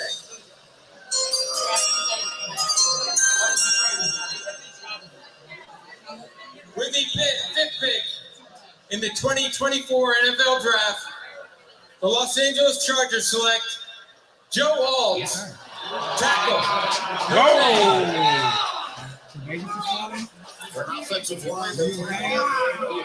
Oh, Dunze Neighbors. Neighbors could fall all the way to the Bears. If the Giants take McCarthy, Neighbors could fall to the Bears. Neighbors could fall. Wow, that's a great pick. If you're a Bears fan, that is a great pick for the Bears. You're getting one of them. Yeah, that's a great pick for the Bears. You're getting one of them. The dream team of Caleb Williams and Romeo Dunze is still a viable option. You also got Neighbors on the board now, too. And you still have Malik Neighbors on the board, too. So, wow, that was a fifth pick, huh? Yeah. 3 picks left. You guys hear me? Right. Hey, Sean, can you hear me? Here's my question. Where does any defensive players go? Jared Verse, Dallas Turner, any of them go at any time soon? Nah, after 9. You know, I think Atlanta. You know, they need because that'll push it down too, Damani. Yeah, Atlanta needs defensive help. You know, Tennessee might go offensive line or defense. Tennessee might go defensive line or offensive line. Atlanta's going to go defense. You know, we think. You know, we still got a possibility of a trade up. You know, but I think the Giants are definitely going to take a quarterback. This is looking well for the Bears. Unfortunately, our friend was unable to get her parlay. She had 3 quarterbacks, 3 wide receivers. Sorry about that. Sorry about that, young lady. Hey, Sean, can you hear me? But you know what? You can never go wrong. You know what? Jim Harbaugh obviously is happy with Justin Herbert, and what you did is you got a guy to protect him. You know, we talked about it before. You can never, ever get mad at getting a left tackle. You can never be mad at protecting your franchise quarterback. And it's not a sexy pick, but it makes sense. It's one that'll help this offense big time, and to keep Justin Herbert, his uniform clean, to make him as effective as a passer as he can be. Hey, I get it. I understand. And we talked about the most success. The most success for first round picks by position is offensive line. So now we need either a jump up for JJ McCarthy and or Dallas Turner or Jared Verse to be selected. And then I got McCarthy going here. You got McCarthy going here? McCarthy going here. Oh, to the Giants. Let's see what happens. I got McCarthy going here.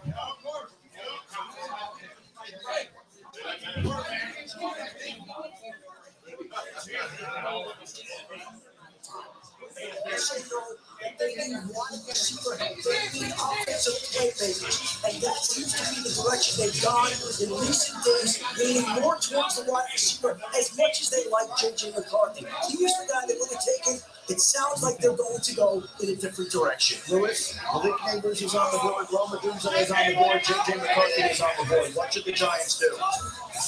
Look, I don't think you ever pass up on a franchise quarterback if you believe that JJ McCarthy is a franchise quarterback. I'm not of the belief that you just kind of build up everything around the quarterback and then you just conveniently select the quarterback.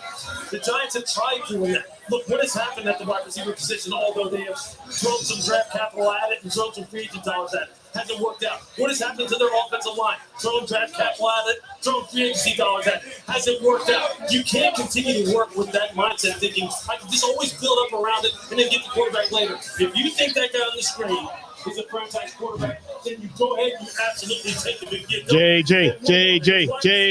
That guy on your screen is an absolute beast. So you can't go wrong, but don't tell me that you can't take the franchise quarterback. You got to help Daniel Jones. About the time. Romo Dunze is a special player. Malik Neighbors, if you're taking the air apparent, Daniel Jones has no shot. Booker, what would you do if you're the Giants? We're told to pick his inbound, see what your mission is. We have him on. There he is. He's not just appearing. To answer your question, Randy, it's really simple. I'm taking Malik Neighbors. He's the most explosive player at the receiver position in the draft, and the Giants receivers have for this team. Here it comes. With the 6th pick in the 2024 NFL Draft, the New York Giants select Malik Neighbors, wide receiver, LSU. Wow. We thought maybe quarterbacks would go 1, 2, 3, and 4. Instead, JJ McCarthy still on the board as we get to 7. Mr. Neighbors.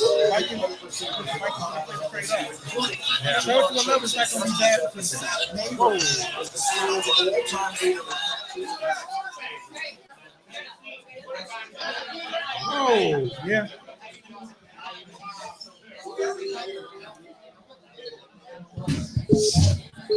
Two picks left. Malik Neighbors, great. Makes sense. You get someone for Daniel Jones. It's 2 picks.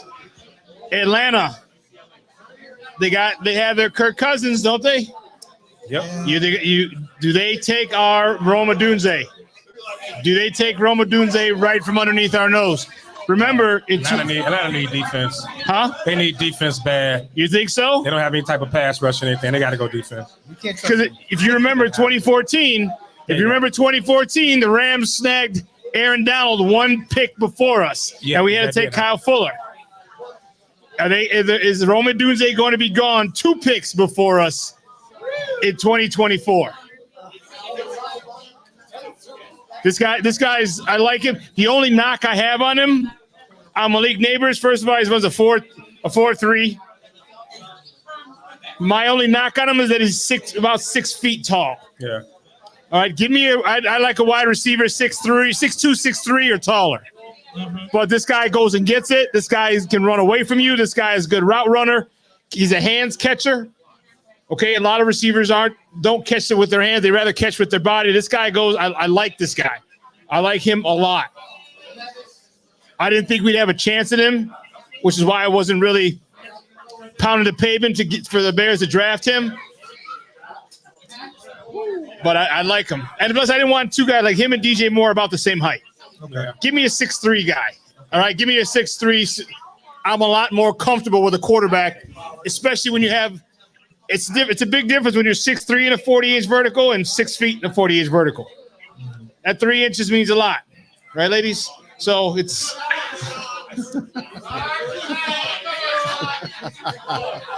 I think right here at 7, we still got movement in play. I'm waiting for the trade. Who's going to be the first team to trade up? Right, we still got movement in play with J.J. McCarthy out there, with the Vikings still needing a quarterback and the Raiders looking for a quarterback as well. We could see one of those teams trade up, with Tennessee if they're willing to trade. Hey, let's go. Let's get this trade I'm looking for. In Minnesota, what are they going to do? Or are they comfortable staying where they're at and go get Michael Penix? I think Minnesota could stay put. McCarthy's falling. You know what? McCarthy's falling. Michael Penix is falling. Michael Penix is probably the most accurate passer in the draft, most pro-ready quarterback in the draft, because they're 11, if I'm not mistaken. So you got a couple more picks, and they know that the Bears aren't going to take a quarterback. They got theirs, so maybe they're going to sit and wait for J.J. McCarthy unless Denver wants to jump Minnesota. Denver, yeah, that's another good come up. You can trade with the Bears. They want to jump them. Yeah. You're not talking about Denver. They need a quarterback bad too. Yeah. Who's their quarterback? They just traded for Zach Wilson. Zach Wilson. Oh yeah, that's in other words, they don't have a quarterback. No, they don't.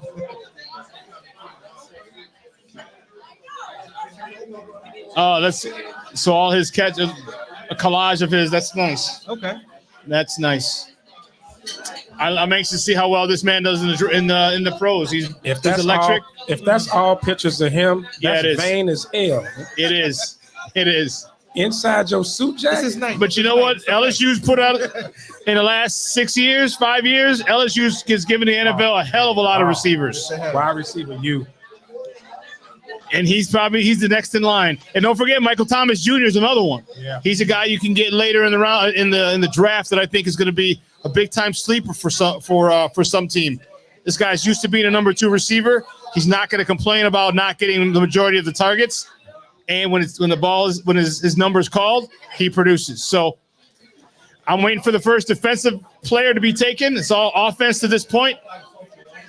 We only need 2 more picks for us to be able to get.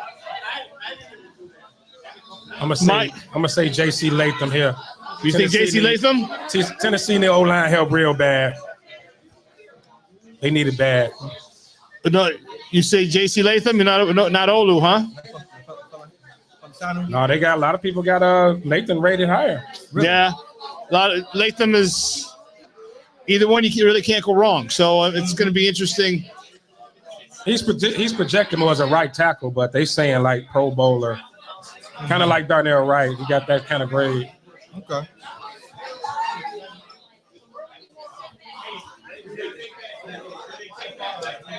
Are you shocked there's been no trades? I'm very shocked that there haven't been any trades. Keep anticipating some movement. Yeah. After the pick is in, we're going to have another raffle. Hey, everyone, make sure you have a raffle ticket. Does everyone have a raffle ticket? Does everyone have a raffle ticket? If you do not have a raffle ticket, everyone has one? Okay, good.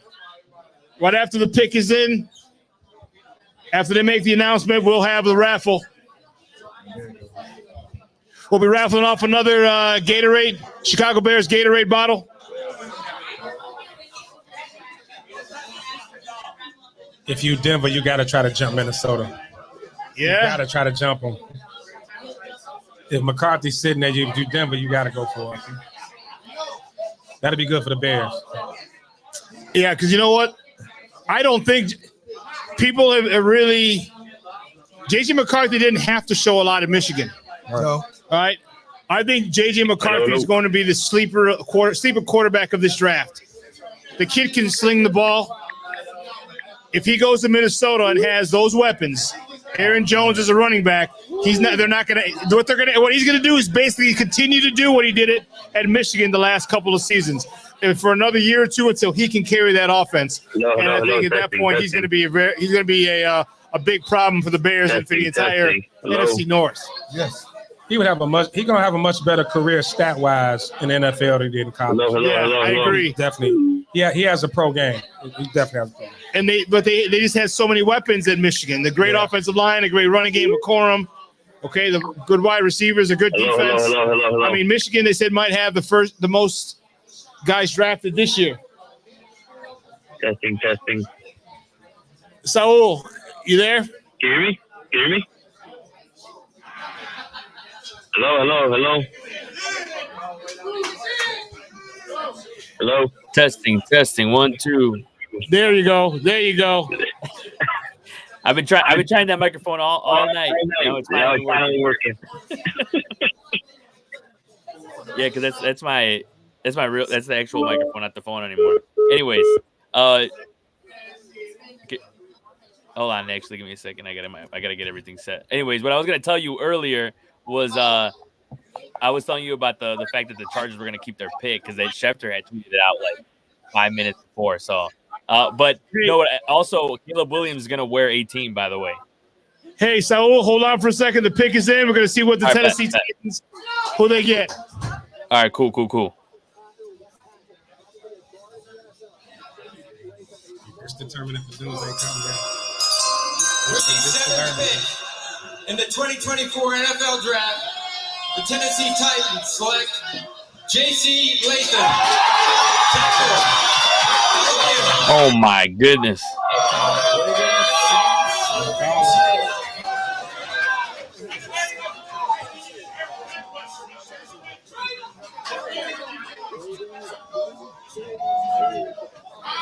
Adunze is good as a bear.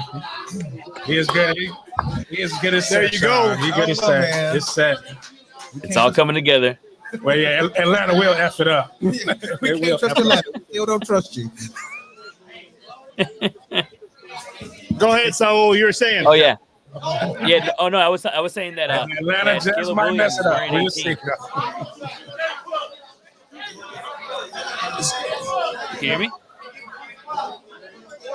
Go ahead, hey, Saul. Can you hear me? Yeah. So your thoughts, J.C. Latham with the 7th pick. We got one more pick.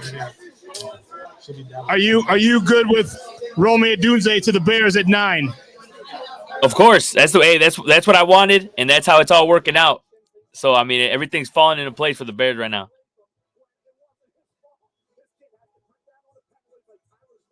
Everyone has a raffle ticket. Okay.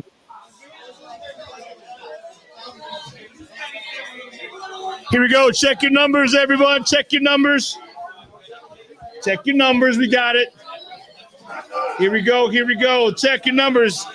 242 539. 242 539. Oh my goodness. Wow. Hey John, can you hear me? Table right there, right over there, Maya. Oh, that's fast. Wow, that was fast. The pick is in for Atlanta. Could be the trade. Let's see. No, they would have said the trade. That's fast. Right now, JJ McCarthy's on the board. Michael Penix is on the board. Bo Nix is on the board. The Falcons are strongly considering Right now, JJ McCarthy's on the board. Michael Penix is on the board. This is wrong.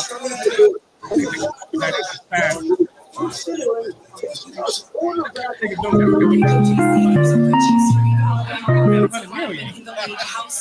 Quarterback at Asians had about $100 million.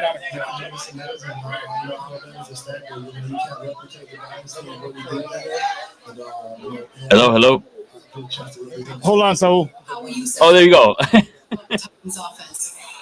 I don't know what's going on with my microphones or the sound, but what I was gonna say before, you can still hear me, right, Shawn? All right, JC, congratulations.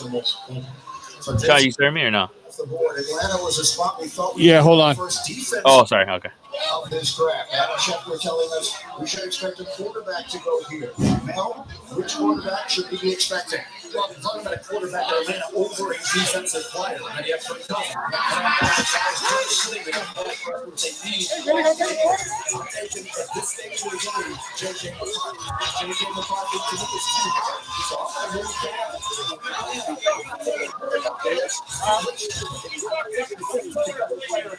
You might be doing that.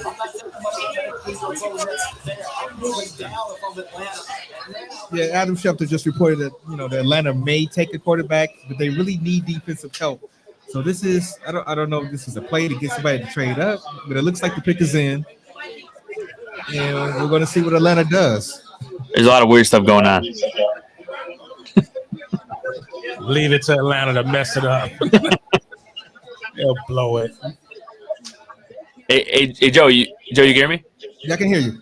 Yeah, what you think about Caleb Williams wearing 18? Wearing 18? Yeah, he's wearing 18. The Bears tweeted 19 out. or 18? 18. 18. I mean, Yeah. it's an interesting number. I mean, it looks a little bit like 13, but we'll I know. I'm just thinking about all the people that bought their 13 jerseys. I mean, Keenan Allen is already wearing 13, and he's a vet with Saul in the game. Yeah. So, I think he's just going to have to concede that one. Yep.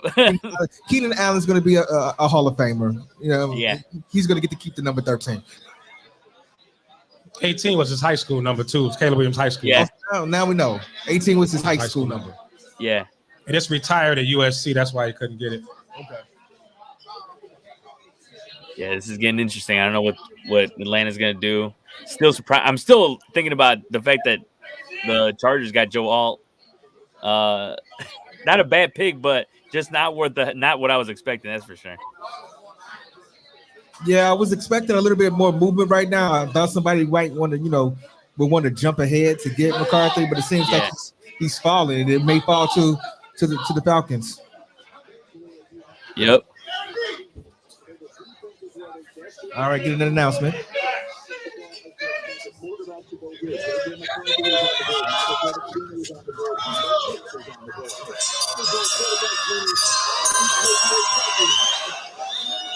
the 8th pick in the 2024 NFL Draft, the Atlanta Falcons select Michael Penix Jr. Wow. Wow.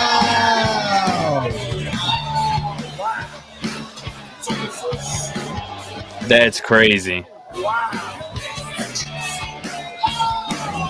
Roma Dunze, get ready to learn Chicago Bears. Wow. Roma Dunze is a Chicago Bear. Let's go. Well, Bears fans, here you go. Here you go. Michael Penix Jr., number 8, goes to the Atlanta Falcons. Denver, Minnesota, desperate now. Now, are we staying put? Are we drafting? Do you think we're drafting I don't know. Rome Odunze? Is it right here? Well, who do we have in play? We still got the Vikings to play. What pick is the Raiders? The Raiders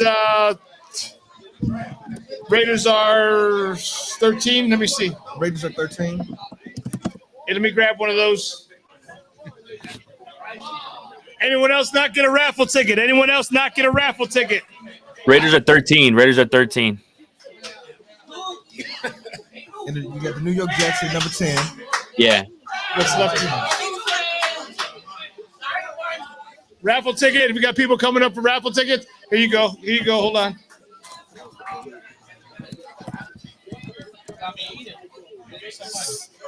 Sorry, here you go. Here you go. Raffle ticket. Put these in. Yeah, so we're going to do.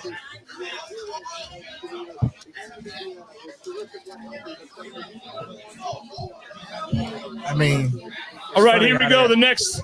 They almost quarterback, right. All right, the Bears pick. So here we go.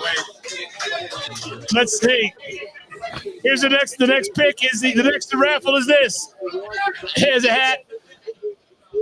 242, 567. 242, 567. Bears are staying at number 9. That's for sure. Wow, you just got up here. Check. Y'all shake the bucket.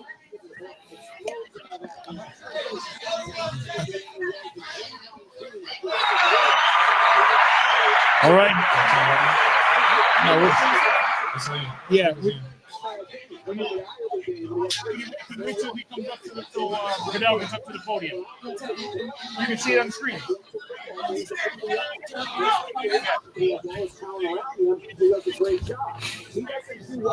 All right, the Bears pick is in. We're going to see.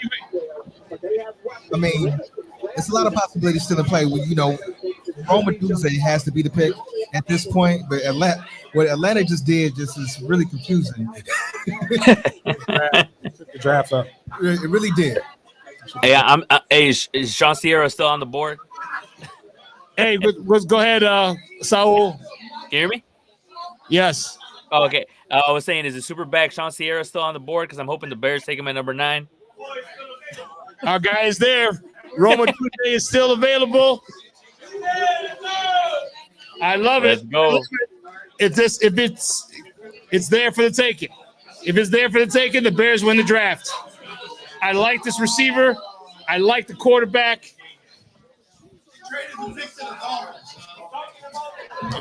Security, we have someone who's drunk, who's far exceeded his limit, please. The Dolphin guy far exceeded his limit. It's a Dunze. They picked a Dunze.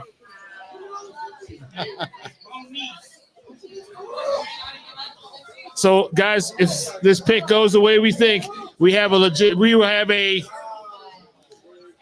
for the next at least 5 years, we have a quarterback, stud quarterback, stud receiver. Batman and Robin. I'm excited. We're going to see how it plays out. All right, here it is.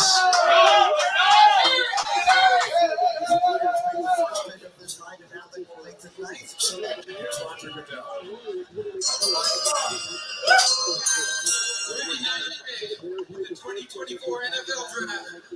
The Chicago Bears select Rome.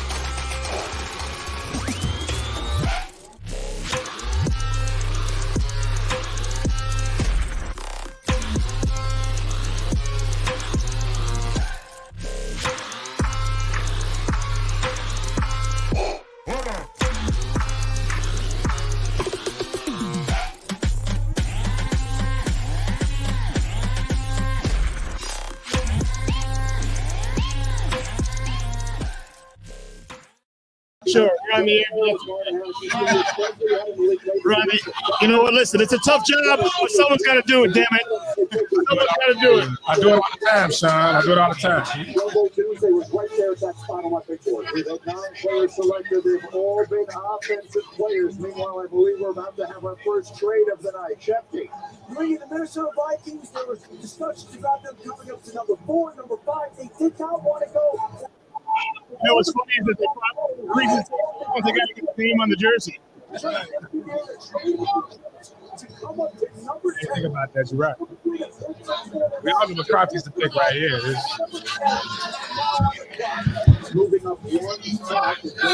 They're about to interview him. Let's check out the interview. One would assume this is for J.J. McCarthy. I don't think there's any question that that's being sports. I think Minnesota, to me, represents the organization that is best suited to really support a young quarterback. They have it all. Offensive line, running back, wide receivers, and they have coaches that groom a guy like J.J. McCarthy. Meanwhile, the Bears, of course, just took one of their new star young wide receivers, and several takes Play across the sideline. I know how special he is, so I'm excited to get to work on day one and go to some Step done to create a foundation for success right away in Chicago.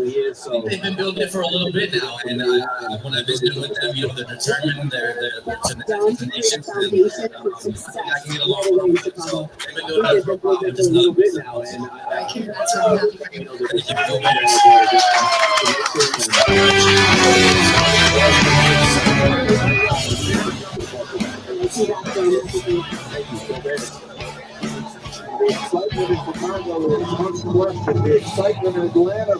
Wow, excellent. So here's what we're going to do. Everyone have a raffle ticket? Everyone have one? We're going to have another raffle. We're going to have 2 raffles left. One is going to be a Gatorade bottle, a Chicago Bears Gatorade bottle. That's this raffle, and the last one will be the Chicago Bears Gatorade towel. So this raffle is for the Chicago Bears Gatorade squeeze bottle. Here we go. Check your numbers. 242, 5, 3, 4. 242, 5, 3, 4. 5, 3. Hold on, let's see what's going on. We have a winning number? We have the winning number.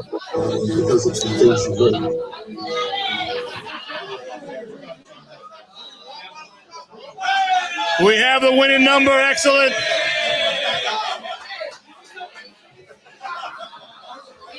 Mike, give me that bag. I think we have a pair of koozies. Yes. We'll give one. Hey, you know what? I just realized we have a pair of koozies. So we're going to give a pair of koozies out, and then the last raffle will be after the 10th pick will be the Chicago Bears Gatorade towel.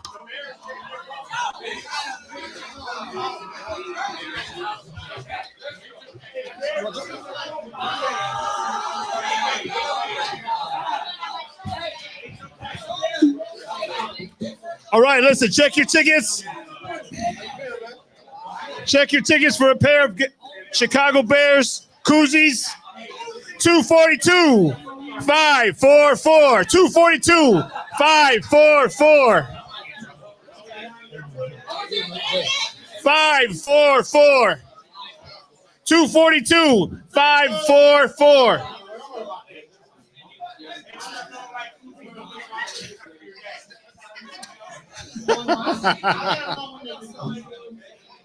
No one, 544. 242, 544. 242, 544. Nope. Okay. Here we go. 242, 542.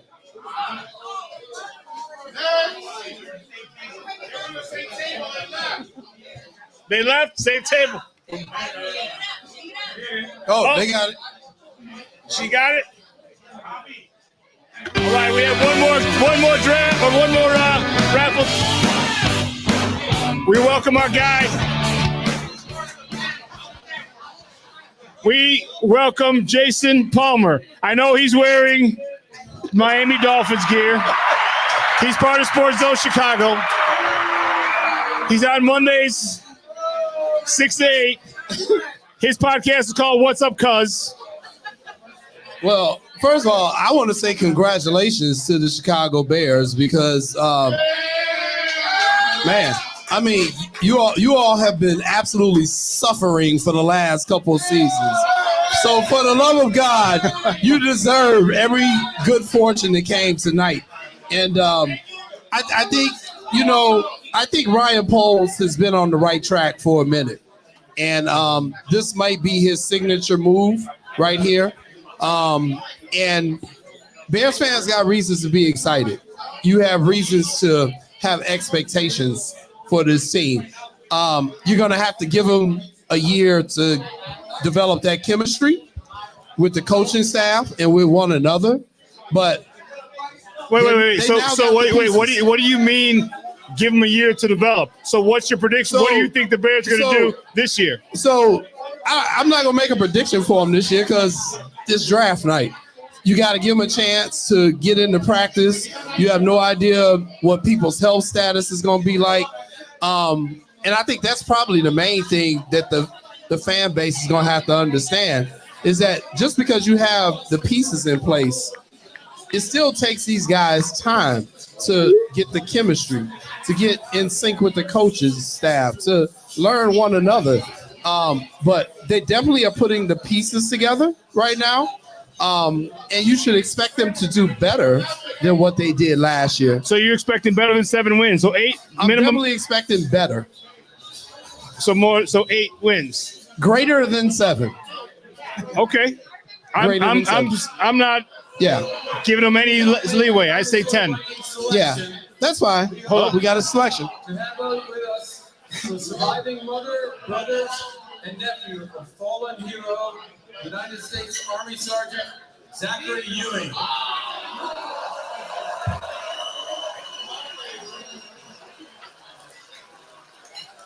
Zachary died after a battle with cancer. The cancer was discovered after he was injured during his second deployment to Iraq. We salute him and thank his family and TAPS, the Tragedy Assistance Program for Survivors, which offers care to those grieving the loss of a military family. I'm now going to turn this over to Sergeant Ewing's nephew, Asher, who will announce the pick in honor of its uncle.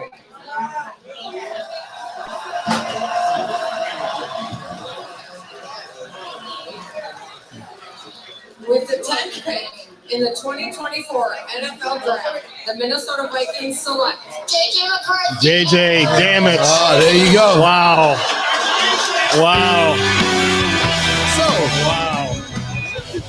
There you go, Sean. So you not what I wanted. You just asked me about a prediction. Now Minnesota got a quarterback. That's why I don't give predictions on draft night, because you got to see how this thing is gonna play out. But I think the Bears have put themselves in a good position, and I think the fan base should demand more from this franchise. And I think all of that is fair. And it'll be fun to see how quickly they gel together, how quickly they buy into the coaching schemes. And remember, you got a brand new offensive coordinator too. Yeah, but it's very similar, same concepts, just maybe a little different terminology. They both run the West Coast offense, so the scheme is going to be the same. Is the terminology? There's not a lot of adjustment period from what they had last year to this year. Just what they have is a better teacher.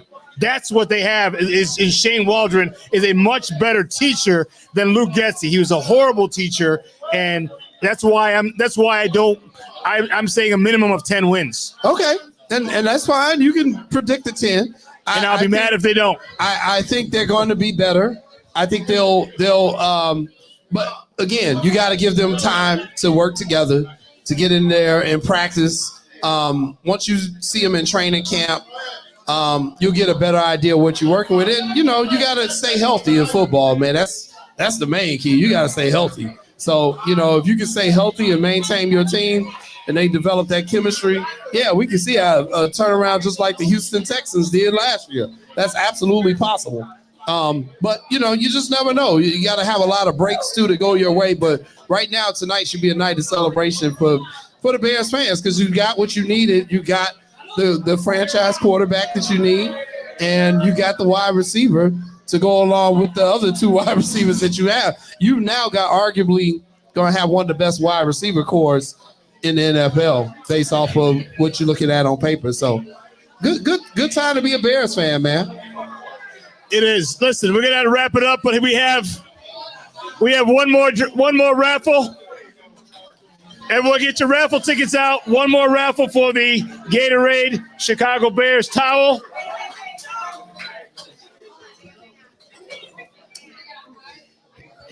Here we go. Look at your numbers. 242, 563. 563. You have a winner. There you go, chicks.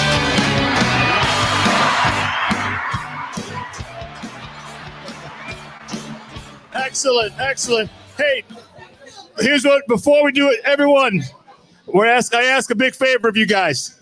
All right? I ask a big favor of you guys. Do me a favor, follow SportsZone Chicago.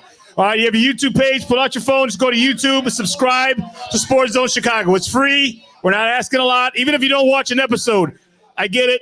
Do us a favor. Just go to your YouTube, Facebook, but go to YouTube first. Subscribe to SportsZone Chicago. All right, we're getting our subscriptions up. It's free. It doesn't cost anything. We ask that if you would do that for us, and if you're a Chicago sports fan, check us out. All right. My show is Shawn and Maya in the morning, Monday, Wednesday, Friday, 9 a.m. to 11. Okay. I'm on with Joe here, a collaboration, SportsZone Chicago and War Media. A weekly show is called The Bears Den, usually on Thursday nights. Jason is on What's Up, Cuz on Mondays from 6 to 8. Okay, we have our man Damani. Raise your hand, Damani. He's on the Smoke Fellas every Saturday morning, 11 a.m. to 1. Okay, just follow us. If you have a Roku TV in the house, we have a Roku channel. Download SportsZone Chicago's channel to your Roku TV. I appreciate it. We'd appreciate it. And we're going to wrap it up from Output. I want to say a big thanks to Eddie Gutierrez, Eddie G from Output for hosting us this year. Thank you, Eddie. Our second year in a row. Thank you guys for coming out. And make sure you follow SportsZone Chicago. Your boy, the Superbacks. So for everybody here, Joe, Jason, Damani, and Maya, I'm your boy, the Superback, Sean Sierra. We out. Oh, yeah. He just ignored you, didn't he? Well, we have, because we don't produce. The last time we had you was last year. And listen, if anyone, I definitely got to give a shout out to our girl LaDonna, who came out with the sounds, with the mics, with the lights. Okay, if you guys ever need any audio production, our girl LaDonna, come talk to her. She's got a business cards, she's got QR codes. You can take a quick snapshot of it. She's your girl. Come holler at her. And we're grateful and thankful she was able to come out with us today. So for everyone here at SportsZone Chicago, make sure you go SportsZone Chicago's YouTube page. Subscribe to SportsZone Chicago. Again, even if you don't watch an episode, that's no worries. Just download it. We're getting our subscriptions up. We're moving around trying to do some cool stuff. We got some swag coming out from SportsZone Chicago. A lot of cool shit. Make sure you check it out. For everyone here, we are out.